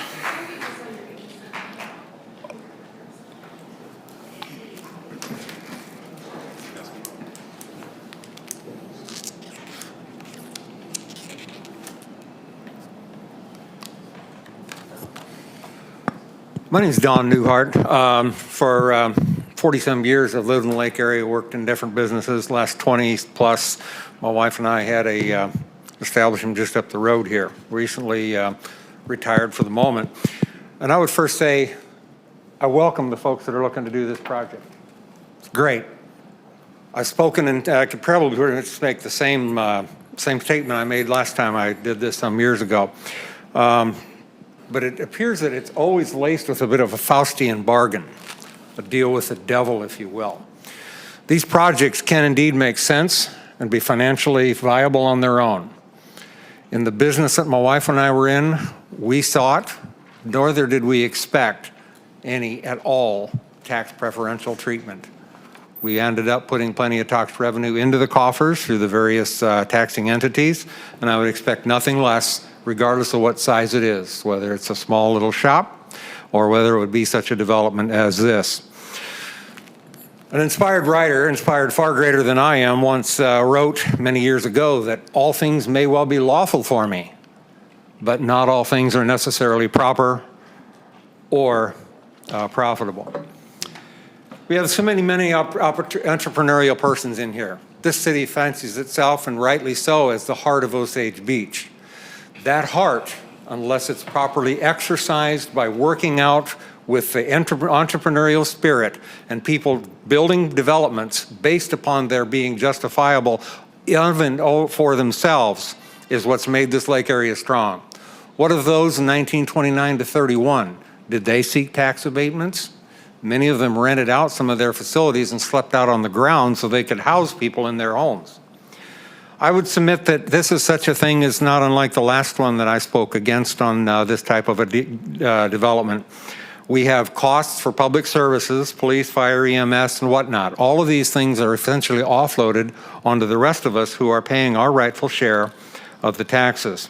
It's been noted that some years ago, the Blue Label big box building store came to town. A TIF has been in place.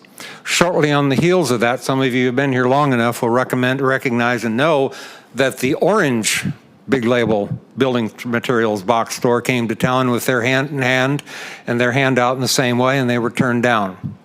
They built just the same, and they're still probably very much as much successful. I would close then with the fact that this development, contrary to the last one, Rich thought about a 15% of their building costs to be offset by these tax-favored provisions. This, as my quick math shows, to about 25+%. And I would close with a reference to Rod Serling's show, The Twilight Zone, some years ago. Aliens came from outer space, and they had something called To Serve Man. They came up with. Many of you have seen that it turned out to be not serving of man, but it turned out to be a cookbook, realized only too late. Thank you for your time and consideration. Don, did you sign in? Did you sign in? Okay, anybody else? I mean, yeah, just let the public speak on this, and then you can have a rebuttal if you want. Does anybody else want to speak on this project? Come on up. I'll get you next.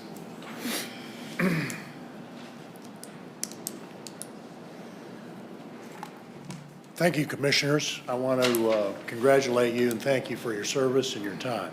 It's a tough job, a lot of homework, a lot of controversy. I'm Ken Quanis. I'm Vice President of Lakewood Condominiums. I'm on the board there. I'm not going to speak in favor or against the project. However, I want you to know that if we are blighted and we are still in operation, that will affect our operation. In fact, just talking about it affects our operation, and it costs us money. We are not part of the project. The developer has changed his semantics a little bit from the workshop in saying that now Lakewood is not under his auspices, and we are still negotiating. It is something that we're going ahead, business as usual. And for the Lakewood owners, I want to say that business is usual there, and we are going ahead, and we are a Gold Crown facility. We are not blighted, and it'll be a shame if you blight something that isn't owned by this developer. with that, I'll answer any questions. I have a couple questions. How many owners do you have in your organization? Roughly about 1,200. 1,200? 1,200. Okay. And you've always been operating, not any vacancy? In theory, you haven't shut down? Like, We're people not can even come? close to shutting down. We're an Okay. economic viable Gold Crown facility, yes. And how long have you been the Gold Crown facility? At least the last 20 years. 20 years? Okay. Thank Thank you.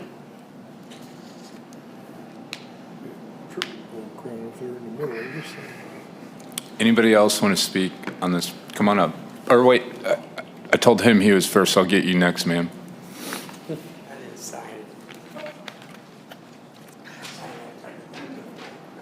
Hi, my name is Tim Long. I moved down here in 2018. Got out of St. Louis. Taxes were high. Crime was getting out of hand. And moved down here.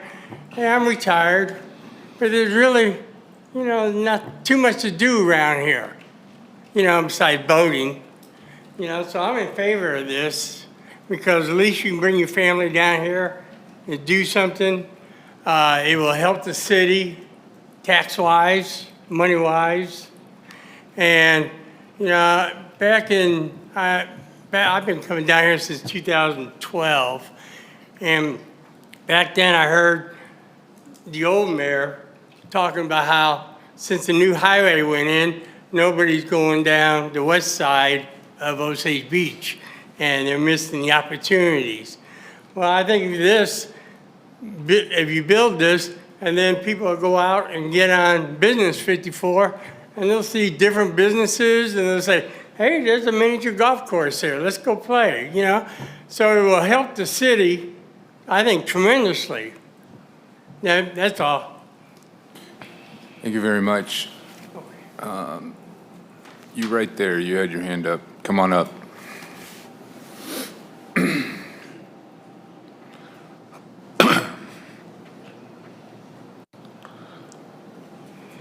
My name's Diane Menzie. I live in Lawrence, Kansas. I've been a Lakewood owner. Oh, I'm sorry, excuse me. My name's Diane Menzie. I live in Lawrence, Kansas. I have been coming to Lakewood since the 80s. Lee Mace was the one behind Lakewood, and I have children, I have grandchildren, I've had a couple of different husbands. We've used our own boats. We've used the boats from Lakewood, and we've just had a great time down here. But there are a lot of owners that are my age. I'm going to be 75. And all of the steps, anything built is going to have to be ADA.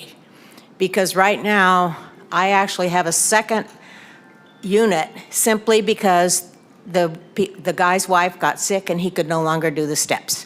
And so I got my second unit for a reasonable price. The first one was outrageous. But anyway, I've enjoyed coming down here. My son has been coming here since 7, and he's now in his 30s. And he brings his children down here, and we have a great time, but they don't have anything to do. We go out on the boats every single day, and now Lakewood has had to make a separate decision with an individual boat unit because they no longer have the same amenities that we have had from the very beginning.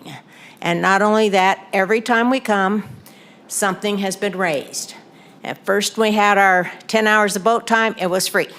Then we had boat time, and it got cut to 9 to 12 hours. And now the boat time is in sections of 3, and it is now $20 an hour, and the second time it was $10 an hour, and that's a private company. We're losing our amenities. And so now timeshare business is an awful business right now. I get hundreds and hundreds of phone calls to sell mine. I don't really want to sell mine, but at the same time, I can't afford to keep going up and up and up just on vacation. I live in Lawrence, Kansas. You can't believe what's happening in Lawrence because of KU. They're going to raise houses on Mississippi Street just to expand the football stadium. You know, the educational people in Lawrence are absolutely up in arms.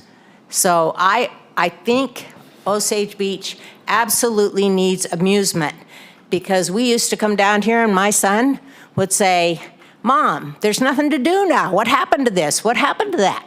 and everything. And I've been coming for years and years and years. So I am glad to see something more amusement for the teenagers, as long as they behave themselves, and then they're going to have supervision. And then also for the younger children that just love Adventureland in Iowa, that's in Altoona. They have yearly passes, and they go all summer long when they're out of school. So I would like to see something like that happen.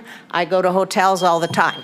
So thank you very much. Thank you very much. To clarify, ma'am, you're okay with Lakewood being torn down and this development to occur? Time, I am. Okay.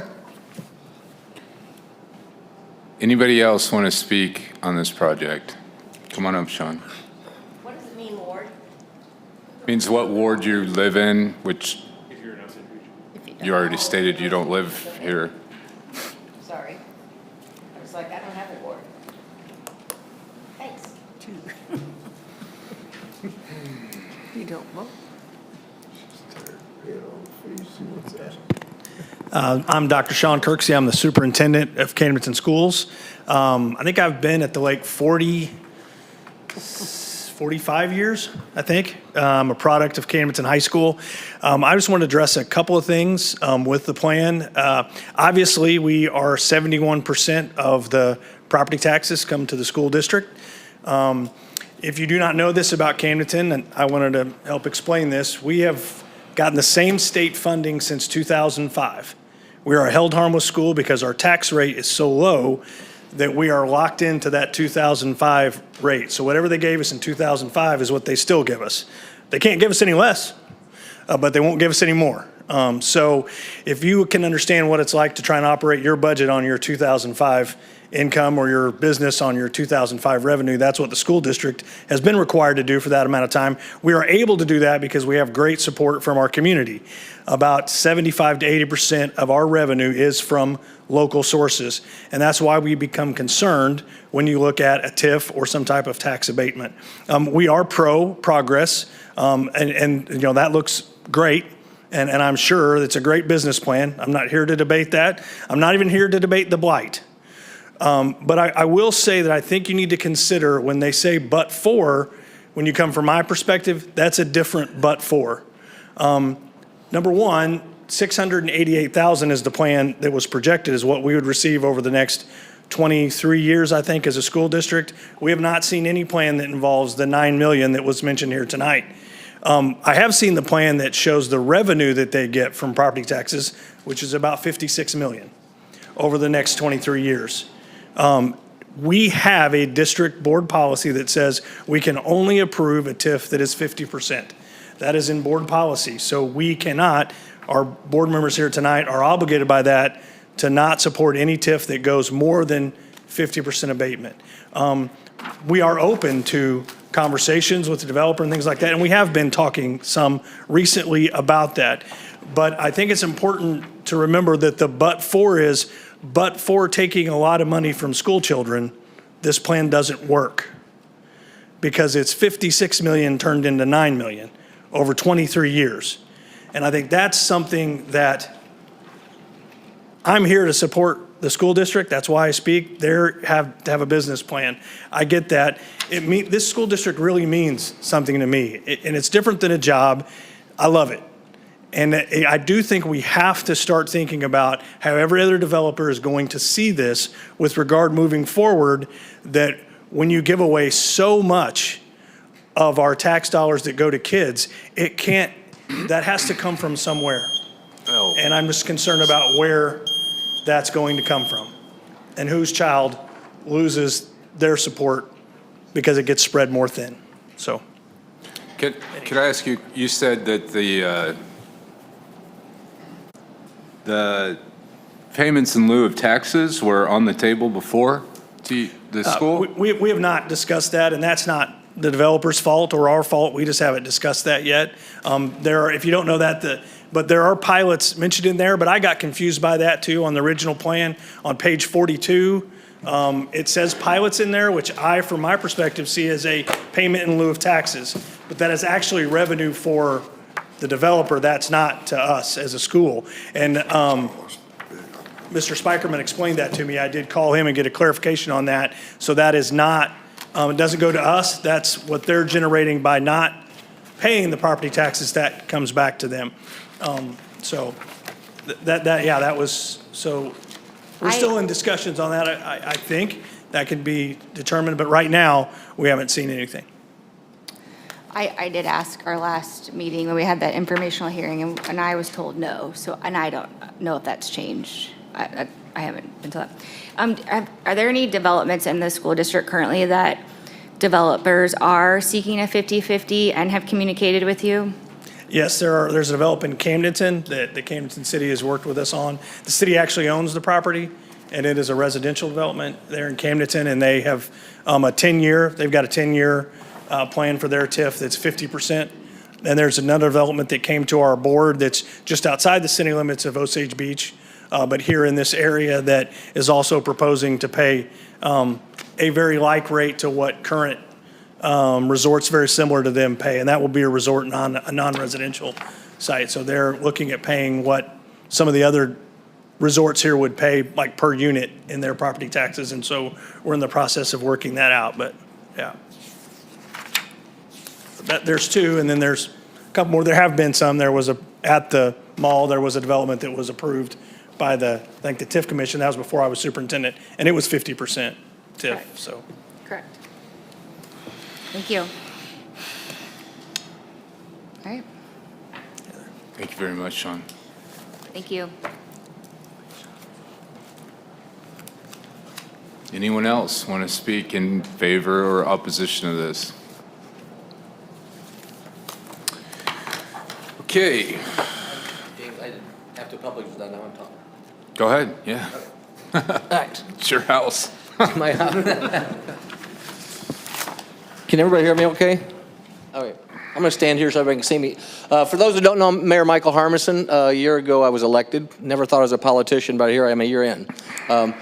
One of the things I was elected on is pro-growth, pro-entrepreneurship, and family-friendly things here at Lake of the Ozarks. Pre-COVID, we had about 6 million people here. Post-COVID, we got about 12 to 14, depending on who you ask. And the same thing this gentleman said. You take anybody that's 6 years old up to 19-year-olds, other than a day of boating, putt-putt golf, ha-ha tonka, what do they do the rest of the week? We are not St. Louis, we're Osage Beach, Missouri. You've got more lakefront than the state of California. People are coming down here with their boats and they're having a great time. But then what do? The mall is being developed, by the way. That's under contract now. So this project with the mall, everything else, family-friendly, family things for kids to do is so important for us. And I know Jeff Tegetoff is going to have the opportunity to address some of the money issues because, to steal a phrase from somebody else, would you rather have 1% of 360 million or 0% of nothing? Well, right now we're getting 0% of nothing. With that development, you're going to have 500,000 people here a year-round that's going to be going to the shops, spending the money, generating more revenue. So with that being said, when somebody talked about that we hire these people to give the outcome we want, make it blighted, make it so it passes, make it so we get the money. That's not true at all. In fact, we had another development not too long ago, and that whole system stopped because Columbia Capital, who's our financial advisor, came in and said, it does not make sense. So we have, from the very beginning, had third parties come in and tell us to protect the city. In fact, Columbia Capital has been known to protect the city so much, developers walk away. And they even said, this makes sense, and it does fit the but-for policy. So I appreciate every commissioner up here, I really do, and I appreciate the people out there, whether you vote for or against.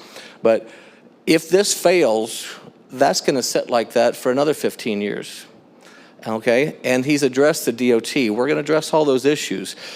What the TIF Commission's job is tonight to say, this looks good, we think this could work, and then they turn it to the board of the aldermen, and then the aldermen, we do a redevelopment agreement. Just because they push it forward does not mean it passes tonight. It just means this shows merit, it sounds like something good to us, and then we work through everything through a fine-tooth comb, and then it goes in front of the aldermen. So again, folks, we're not St. Louis, Missouri, we're Osage Beach, and I strongly urge the commission to vote in favor. Thank you very much, Mayor. All right. I'm going to acknowledgement of written testimony, if any. We had, obviously, the Show Me Institute, the gentleman from the Lakewood Board of Directors. Was this dropped off by you, sir? Okay. I think that's it. Other than what's in the packet was... Correct, those were the only two. Okay. And I don't need to read these to tell you which side of the fence they were on because they both spoke in public. And now it is concluding testimony from the applicant.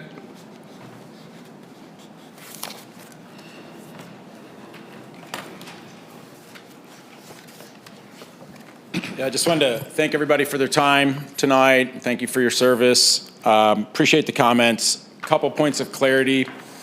You know, I do think it's important to note that with this bill, the school district would receive immediate revenue from personal property taxes of around $600,000 a year. That's about what they're set to receive over the next 23 years if the property stays as is. So over $600,000 per year immediately to the school district. I also think it's kind of fitting. In June, it'll be the 20-year anniversary of the approval of the TIF and Super TIF for Branson's Landing. Branson's Landing was $306 million development that received $116 million in local TIF and $32.3 million in Super TIF from the state. That was originally expected to pay off in 23 years. It paid off in 13 years.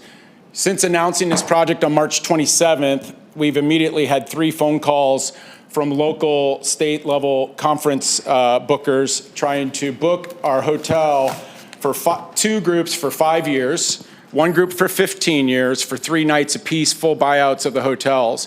All 3 of those conferences left the lake area around 10 to 12 years ago for Branson and want to come back. The impact that a development like this has doesn't just serve this development, but reverberates for the entire lake community. The amount of commerce that's generated on the site is $85 million a year, but I think the amount of commerce that would be generated throughout the entire lake area is immeasurable. I think it's also important to note this $78 million, someone referenced it's in the mid 20% range. The Branson incentives was nearly 50%. I think we can all see the impact that the TIF and Super TIF has had on the infrastructure for Branson's Landing and this entire community of Branson.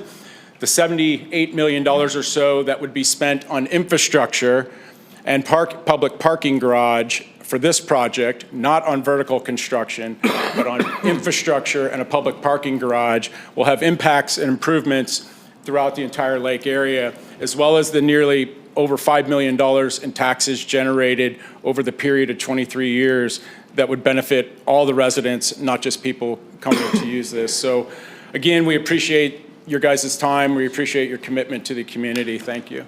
Can I ask you a question about Branson Landing? Did they do any pilots for the school or anything to the school? You know, I'm not aware. I don't know about what they did. All I know is they got $116 million in local TIF and $32.3 million in state funds. So one requirement of the state Super TIF is that every local taxing entity has to participate 100%. That's one of the boxes you have to check for the state Super TIF. There also has to be a major tourism component. So you don't see very many of these, but when the state does deem something like that can have such a major tourism impact, they do it. So I would suspect that there was 100% participation from the school district since they received a $32 million Super TIF. So we did do our due diligence and actually, since we're, as somebody that's going to speak to Branson Landing to actually know the structure of it, and it's my understanding that they did work with the school district. So. Yeah, and I've talked to your superintendent, Ms. Griswold, and he's actually offered up that you guys have a 501c3, 2 of them, that has inquired about us making donations to that in lieu of a pilot, since you do need to participate 100% to get the Super TIF. I think it would be a tragedy to not access the state's portion of the funds for a project like this, especially given that our competition is. So. Question. Yes, sir. To inquire. Go ahead. DKG, Dave Kolb Grading, is doing the work on this project, correct? Kolb Grading is, yes, sir. Right, and they're a union outfit out of St. Louis? I don't know about union or non-union, but they're out of St. Louis. Yeah, they also built did much of the work on the highway down here. Are you paying union wages, do you know, for their operators? They're local 513, right? I'm not sure. Yeah, I mean, I pay their bills. I don't require them to be union or non-union or anything like that, but we pay them what they bill us. Yeah. I worked for them. Yeah. They're union. Yeah. I'm just curious if you're going to be paying union wages down here. Just curiosity. We pay what we're billed. Yeah. Okay. Kolb Grading also did the much of the highway work down here for Highway 54. So.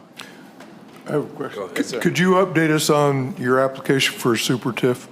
Yeah, we've submitted the pre-certification. Much of that process is dependent on this process, so we were required to submit the pre-certification to the state DED a few days before this, which we did, and then they'll wait for, I believe the next kind of progress report from them will be after the next city council meeting. Yeah, the final application is submitted once the Board of Aldermen provides final approval. And since you're... They have acknowledged, they've sent us their formal acknowledgement of the receipt of our pre-certification. Good.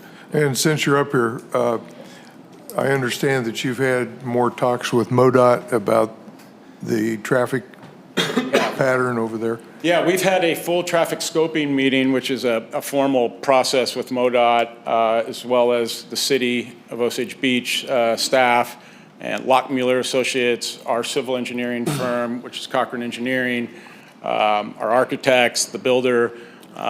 They're in the process of, Lockmuller's preparing a report, as well as MoDOT's engineers.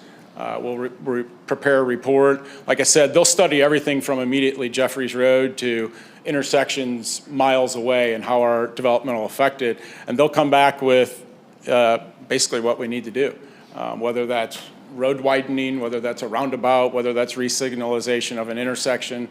They will come back and tell us what needs to be done for the appropriate amount of traffic that they expect to be generated. So. Thank you. Yes, sir. I want to address Lakewood again. I think, didn't you say in March that if you're not able to acquire Lakewood, that would, it's not that you couldn't continue forward, but it would definitely change the plans? And my understanding was that probably was the water park? That's correct. So I'm assuming that it would have a huge impact on this whole project, because your revenues, from what I can see that are projected, are based on the water park and the hotel, which are kind of connected as a draw. Yeah, and the amusement park, correct. So I guess my question is how is this going to all flow out if you're not able to put a deal together with Lakewood? Yeah, obviously, we're going to continue to pursue the Lakewood. Given that it's a timeshare and not condominiums, there are some incredible mechanics that have, it's not an easy process. And I don't envy the board, a volunteer board, to have to decipher hundreds and hundreds of pages of timeshare documents to figure out what they need to do. We're going to continue to pursue it. We have a plan in place that we could work around it in the meantime, and stay focused on trying to acquire it from them. But yeah, that would be our primary focus right now, is working around it until we could acquire it. Would that be a legal mechanism or would that be a voluntary mechanism? I mean, I know we've continued to have communication with them. We've exchanged LOI, we've made offers back and forth. They notified us today that they wanted to stop that negotiation. I think the attorneys are supposed to talk later this week. I'm not an architect, but just by looking at the footprint of this whole thing, it looks like the water park could be relocated more towards the point if you were, and include that swimming pool out there with the water park. There's some ways to rejostle the site. Obviously, we think this is the most efficient, most effective plan. Is also, you got to remember, nothing at the lake is flat, and there's interior roads tucked in there that you can't really tell from these renderings, that we have to make sure we can get fire trucks and everything to traverse the entire site. And this site plan currently accomplishes that, so this would be choice number 1, 2, and 3, I would say, but there are, options 4, 5, and 6 that we could get to, yeah. Obviously not ideal. This would be our ideal situation, but we feel that there's alternatives. Jacob. I got a couple of lines of questioning, just more questions for you. How many employees do you think this whole thing is going to take to run? Yeah, somewhere, during peak times, it'll probably be 250 to 300 employees across the entire site. Where do you think those people are going to live at? Hopefully in my apartments that I'm building off Nichols Road. So those same apartments that you're not paying real estate taxes to the school on? The same ones that you're not paying real estate taxes to the school on? That's a different project. Thankfully, somebody's building housing down here. Yeah. And thank God they're going to bring their kids down here for us to educate them on a shoestring budget. So that's great. But my other question is I've found some kind of inconsistencies. You have the condos as part of the whole development, but yet then when you go to the real estate taxes, you have $27,000, which is just on kind of, let's call it vacant land because the buildings that are there aren't really worth anything. But what are they paying in real estate taxes on the condos? So when you raise those condos, are you locking in the interest rates as if the condos are still there? Is that part of this project? I don't track how interest rates affect taxes. You just It's not interest rates. What I'm asking is. You said interest rates. I'm sorry. I work at a bank. So I meant real estate taxes. Sorry. So obviously you have 2 condo buildings that are paying real estate taxes on the physical structures. If you raise those structures, are we locking those in place? Yeah, the current site produces, including the timeshares, just under $700,000 in taxes over the next 23 years. That includes. So that's my question. That includes the condos or the timeshares? Yeah, the timeshares. Isn't that correct? Yeah, so Yeah, that includes it.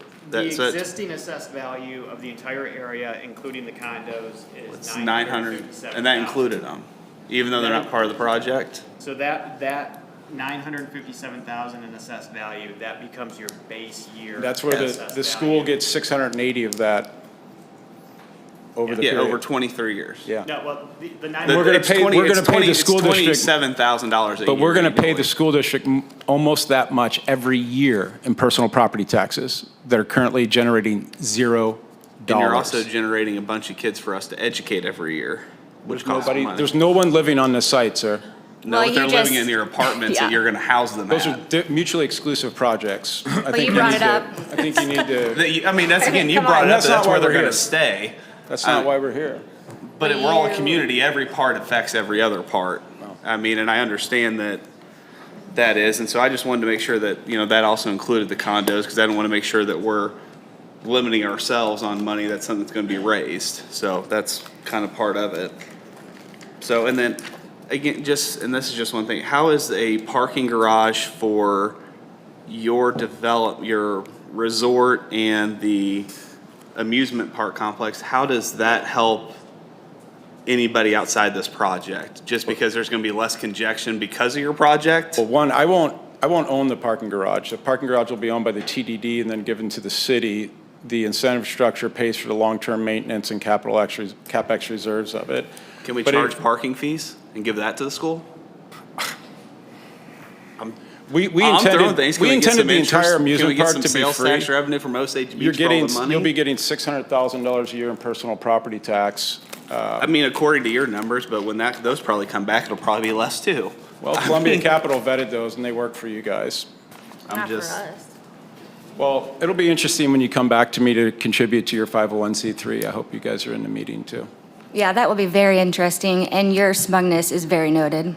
Yeah, good, thanks. How's the leg? Appreciate it. No. Okay. I have one quick question about Lakewood, if you wouldn't mind. Yeah, please. Do you anticipate, if this thing just goes completely, they just say no, do you anticipate the possibility of private use eminent domain? Now, we're going to continue to try to pursue to buy it from them. I was talking to the gentleman from the board before the meeting. We intend to continue to try those negotiations. So you would not entertain private use eminent domain? No. Okay, I'm not thank you. using eminent domain. I appreciate that. Anyone else? You're elected, come on up.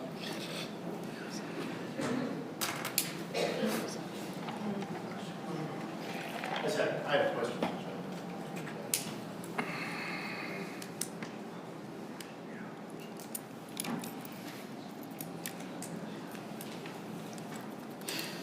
I'm Justin Hoffman. I just had a two-part question for you. What happens if, I assume that the local TIF is going through first, and the super TIF would come second, correct? Contemporaneous once we get through the process. Okay, so if the super TIF doesn't go through, what does that do to your project, and what does it do to the financing of your project? And is that a scenario where the city is going to have to pick up that tab that the state didn't? We're limited to the reimbursable cost that's maxed out there for the city. So the city's not going to get hit again if the super TIF doesn't go through, correct? Is that correct, sir? Okay. And secondly, this beautiful rendition, which is fantastic, and I do truly hope that everybody finds a way to make this work. I desperately want the school to get their portion. But what happens if you have to walk this project back? That Ferris wheel I've seen in artist renditions in 4 or 5 different developments down here. What if you get this great TIF and then the project is having to scale back? Is there a contingency plan to that? And what is the percentage likelihood of the Ferris wheel actually going in? 100% Ferris wheel goes in. 100%. Ferris wheel's been ordered. Is it coming in from is it coming from Norway or? Because I lived in Atlanta for 20 years, and the Ferris wheel down there did a great thing. It really did revitalize that area. Well, hold on a minute. Okay, This so is it's an going in. alderman. That's on the books, 100%. Okay, that's what I wanted to hear. Yeah, don't talk about the Ferris wheel. Okay. The last section is request for any additional testimony. We kind of just covered that. Can I just ask a question? Real quick. Is the super TIF part of the already allotted monies coming from the state to the Lake Visitation Bureau? No. That's not part of that, it's a totally separate thing? Totally than separate. That was allotted because of the pandemic renovation of this area from the state that's already allotted to the Lake Visitation Bureau? Totally separate. Thank you. So when it was asking for a request for additional testimony, Mark, is that from, From the commission, if they want to hear Okay. from any other consultants, clarify anything. Does it say how much the Ferris wheel will be worth in our documentation? Yeah, do we know the purchase price of the Ferris wheel? The Ferris wheel is not singled out. We do have a line item for outdoor attractions and related uses of 42 million. So that would be the Ferris wheel plus other amusement uses, and I'm sure the developer team could clarify what's. Is that the full amount? I mean, is that everything? Seems removable and personal to me. I'm not sure are you asking what's included in the $42 million line item for outdoor attractions? Yeah, it just seems that that's removable, and you can move all that stuff, and it seems like it'd be very personable and property and taxable. A lot of it is taxable as personal property, which would generate taxes for the school district. $42 million worth? Not all of it, but some of it.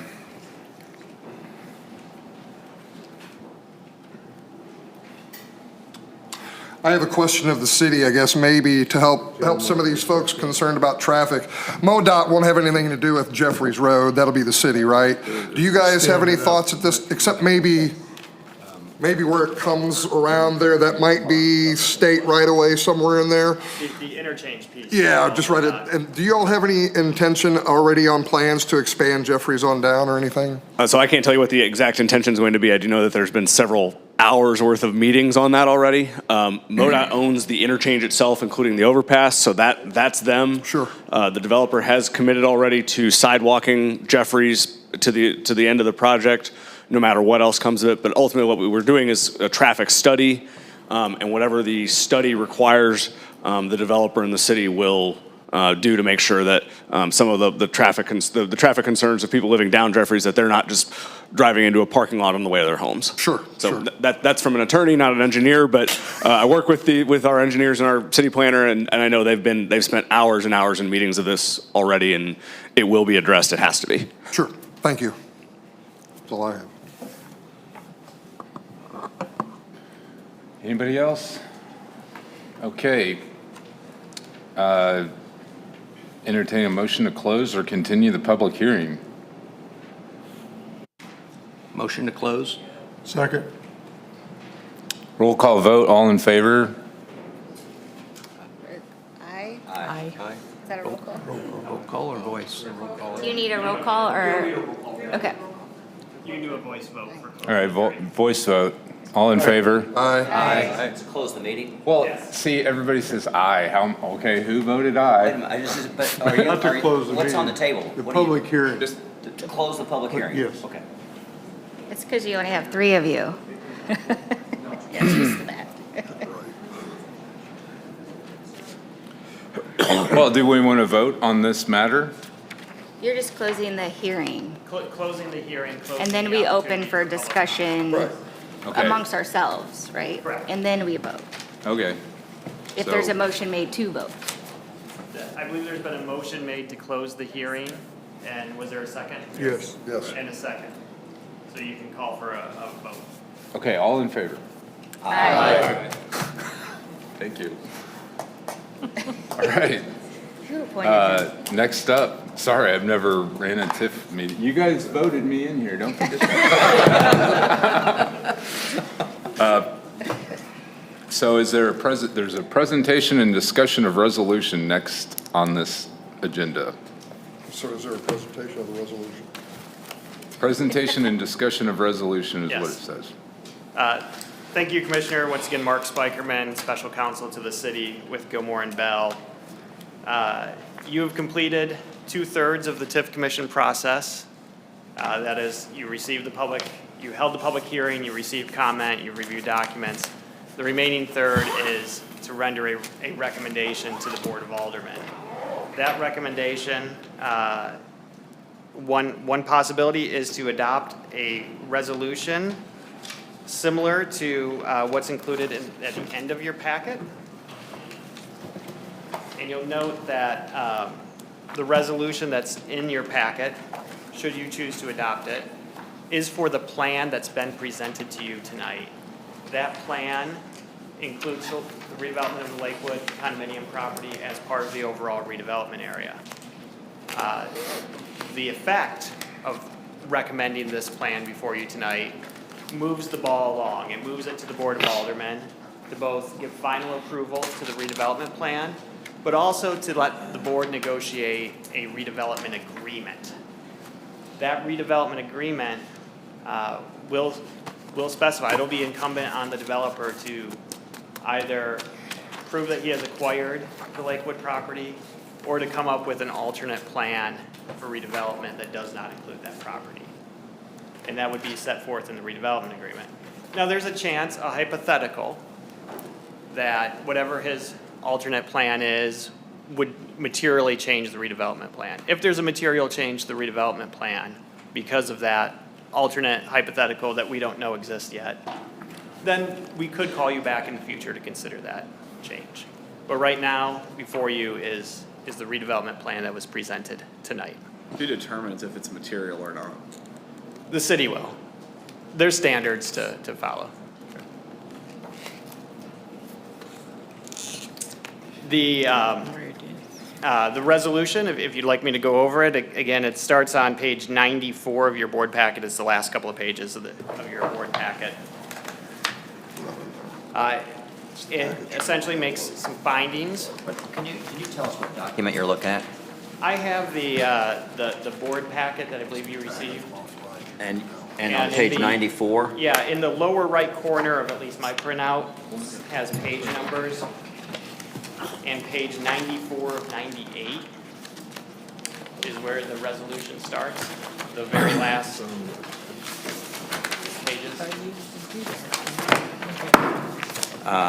Is there a way we can get a copy of it? Because I'd like to read it, what we're going to be voting on.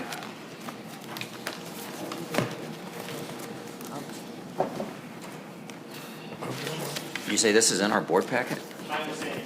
It is. Is it? It's the one that was emailed to It you. was the one that was on the website Thursday, so we had it downloaded off of the city. Or you had the option of contacting Tara and coming in and picking up a package. Well, anyway, whatever. Thank you, Paul. Section 1 of that resolution approves the plan, the designation of the area, and the project being the construction of the hotel, the water park, the amusements. The Section 2 requires findings by the act, that it's blighted, that it would not occur but for. And then there's a few other ones, that it conforms the comprehensive plan of the city, that detail is specified in the plan, that it doesn't include a gambling establishment, which it does not, and that a cost-benefit analysis has been prepared and presented to you, and it includes information for you to determine whether the project is financially feasible or not. And then finally, the third section of the resolution is the recommendations to the Board of Aldermen. And those recommendations are that the board adopt ordinances to approve the redevelopment plan, designate the redevelopment area as a redevelopment area under the TIF Act, and approve the redevelopment project and adopt tax increment financing. If the board, if you make that recommendation, the board will take it up and they will consider an ordinance adopting it and negotiate a redevelopment agreement. Now, there's no guarantee that they would ever reach a redevelopment agreement, but we are optimistic that this project would go forward. They don't, if you vote no, it still goes to the board. The TIF Act says that a supermajority of the Board of Aldermen would be necessary to overrule the TIF Commission.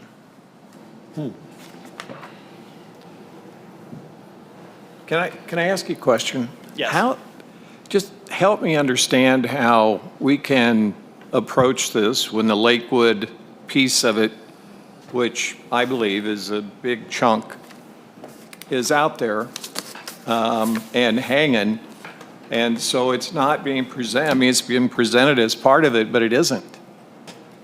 Well, this is the plan, and what's before you includes a lot of what ifs. It's a project viewed at the 20,000 foot level. It's a project that if everything goes right, this is what's going to happen. The detail of that is not in the TIF Commission's discretion, it's in the Board of Aldermen's discretion. It's the detail is in the development agreement where there are hard obligations, hard consequences, hard conditions to receiving tax increment financing that must be satisfied, and those could include acquiring the condominium property or the timeshare property, or figuring out an alternative path to do the project. I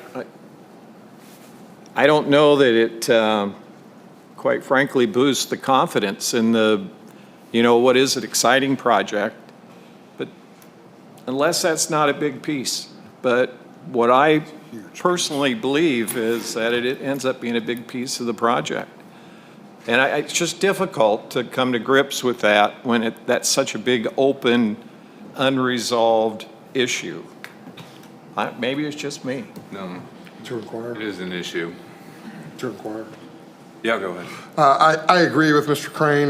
This is I mean, again, if this doesn't go through, that's why I asked about eminent domain, because I am absolutely against private use to eminent domain. So does this commission this evening legally, I don't know do we have to resolve this evening? Either we recommend or we don't recommend, or can we do something else with, hey, if you come back in X amount of time and say, yep, we got Lakewood, then we would reconvene and reconsider? Is that an option? Legally an option? Not a developer's option. Is it a legal option? Yes, you can choose to not bring up a resolution tonight and meet at a later date. That is a legal possibility.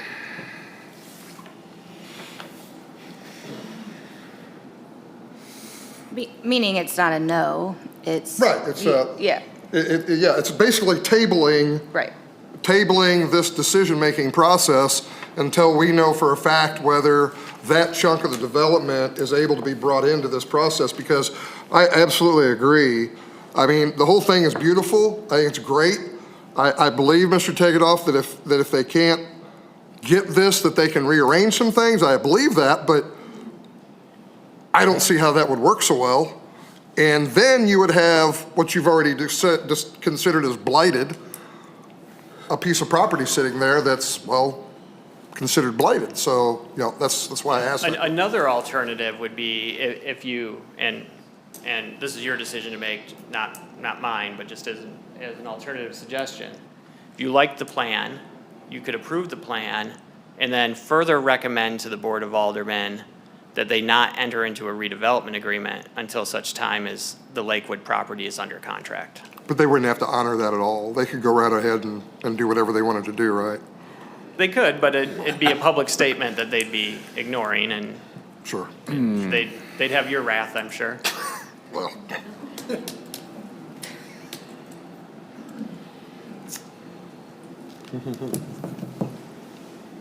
I have a question. Is there any conflict of interest since you represent the Camden School Board as well, your company? No, my firm, Gilmore and Bell, is bond counsel to numerous cities and school districts across the state of Missouri, but I am representing the city of Osage Beach on this particular TIF project and not representing Camden School District. Thank you for clarification. So can I get a clarification on the yes, no, or table question? Yes. So I understand, I mean, you're not bound by anything we do anyway. It's really just advice, like you had. But if we table it, does that then delay the city's moving forward on it? Would it be better for us to go for the city? What if the city wants to make their own decision? Is it going to be better for us to move on and make a decision one way or the other, or is it going to be advantageous for us to, well, not advantageous for the city, but advantageous for us to get more information on the Lakewood part of it? In the, under the TIF Act, because you've now closed the public hearing, the city has to introduce an ordinance approving the redevelopment plan, not the redevelopment agreement, but the redevelopment plan within 14 to 90 days. 14 to 90? Yes, that's in the state statute. If nothing is introduced within that period, we have to start the TIF commission process all over again. Now, that also creates consequences with respect to the super TIF. The super TIF application process cannot be completed until the Board of Aldermen approves the redevelopment plan. So the longer you wait beyond, a week or two, the consequences get more dire. I do get that. That really wasn't my question. Does it matter to the city? Can they move forward no matter if we make one of those three decisions? Can they move forward with whatever they want to do? We have to give a decision one way or the other for them to move forward. Is Well, that if correct? it's yes or no, Yeah. it can still go to the Board of Aldermen, but if it's tabled, then we're just jamming up the whole process. Slowing it down. That's why I would say, yeah. I mean, the developer can weigh in here, but my guess is if a no vote from this commission makes state approval of the super TIF less likely, because they like to see local support.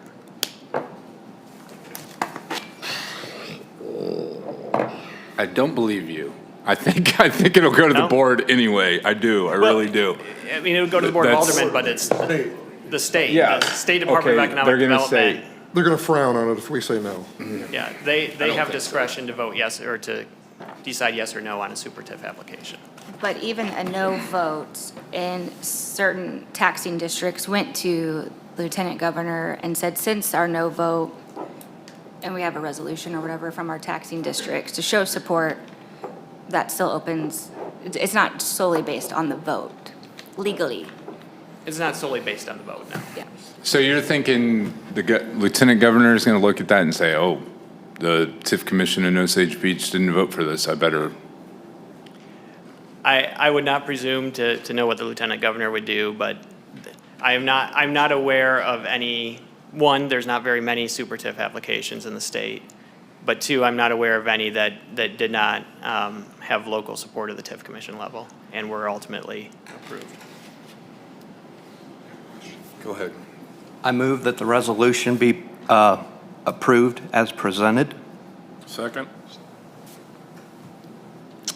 Can we take a roll call vote on this one? Yes. Roll. No, I didn't. So what All right, does we'll this start vote down for, here just at to? Paul. Aye, 4. Okay, go ahead. Alderman Becker, Yes. Brett Caticott, Yes. Dave Crane, Yes. Denise Nyland, Yes.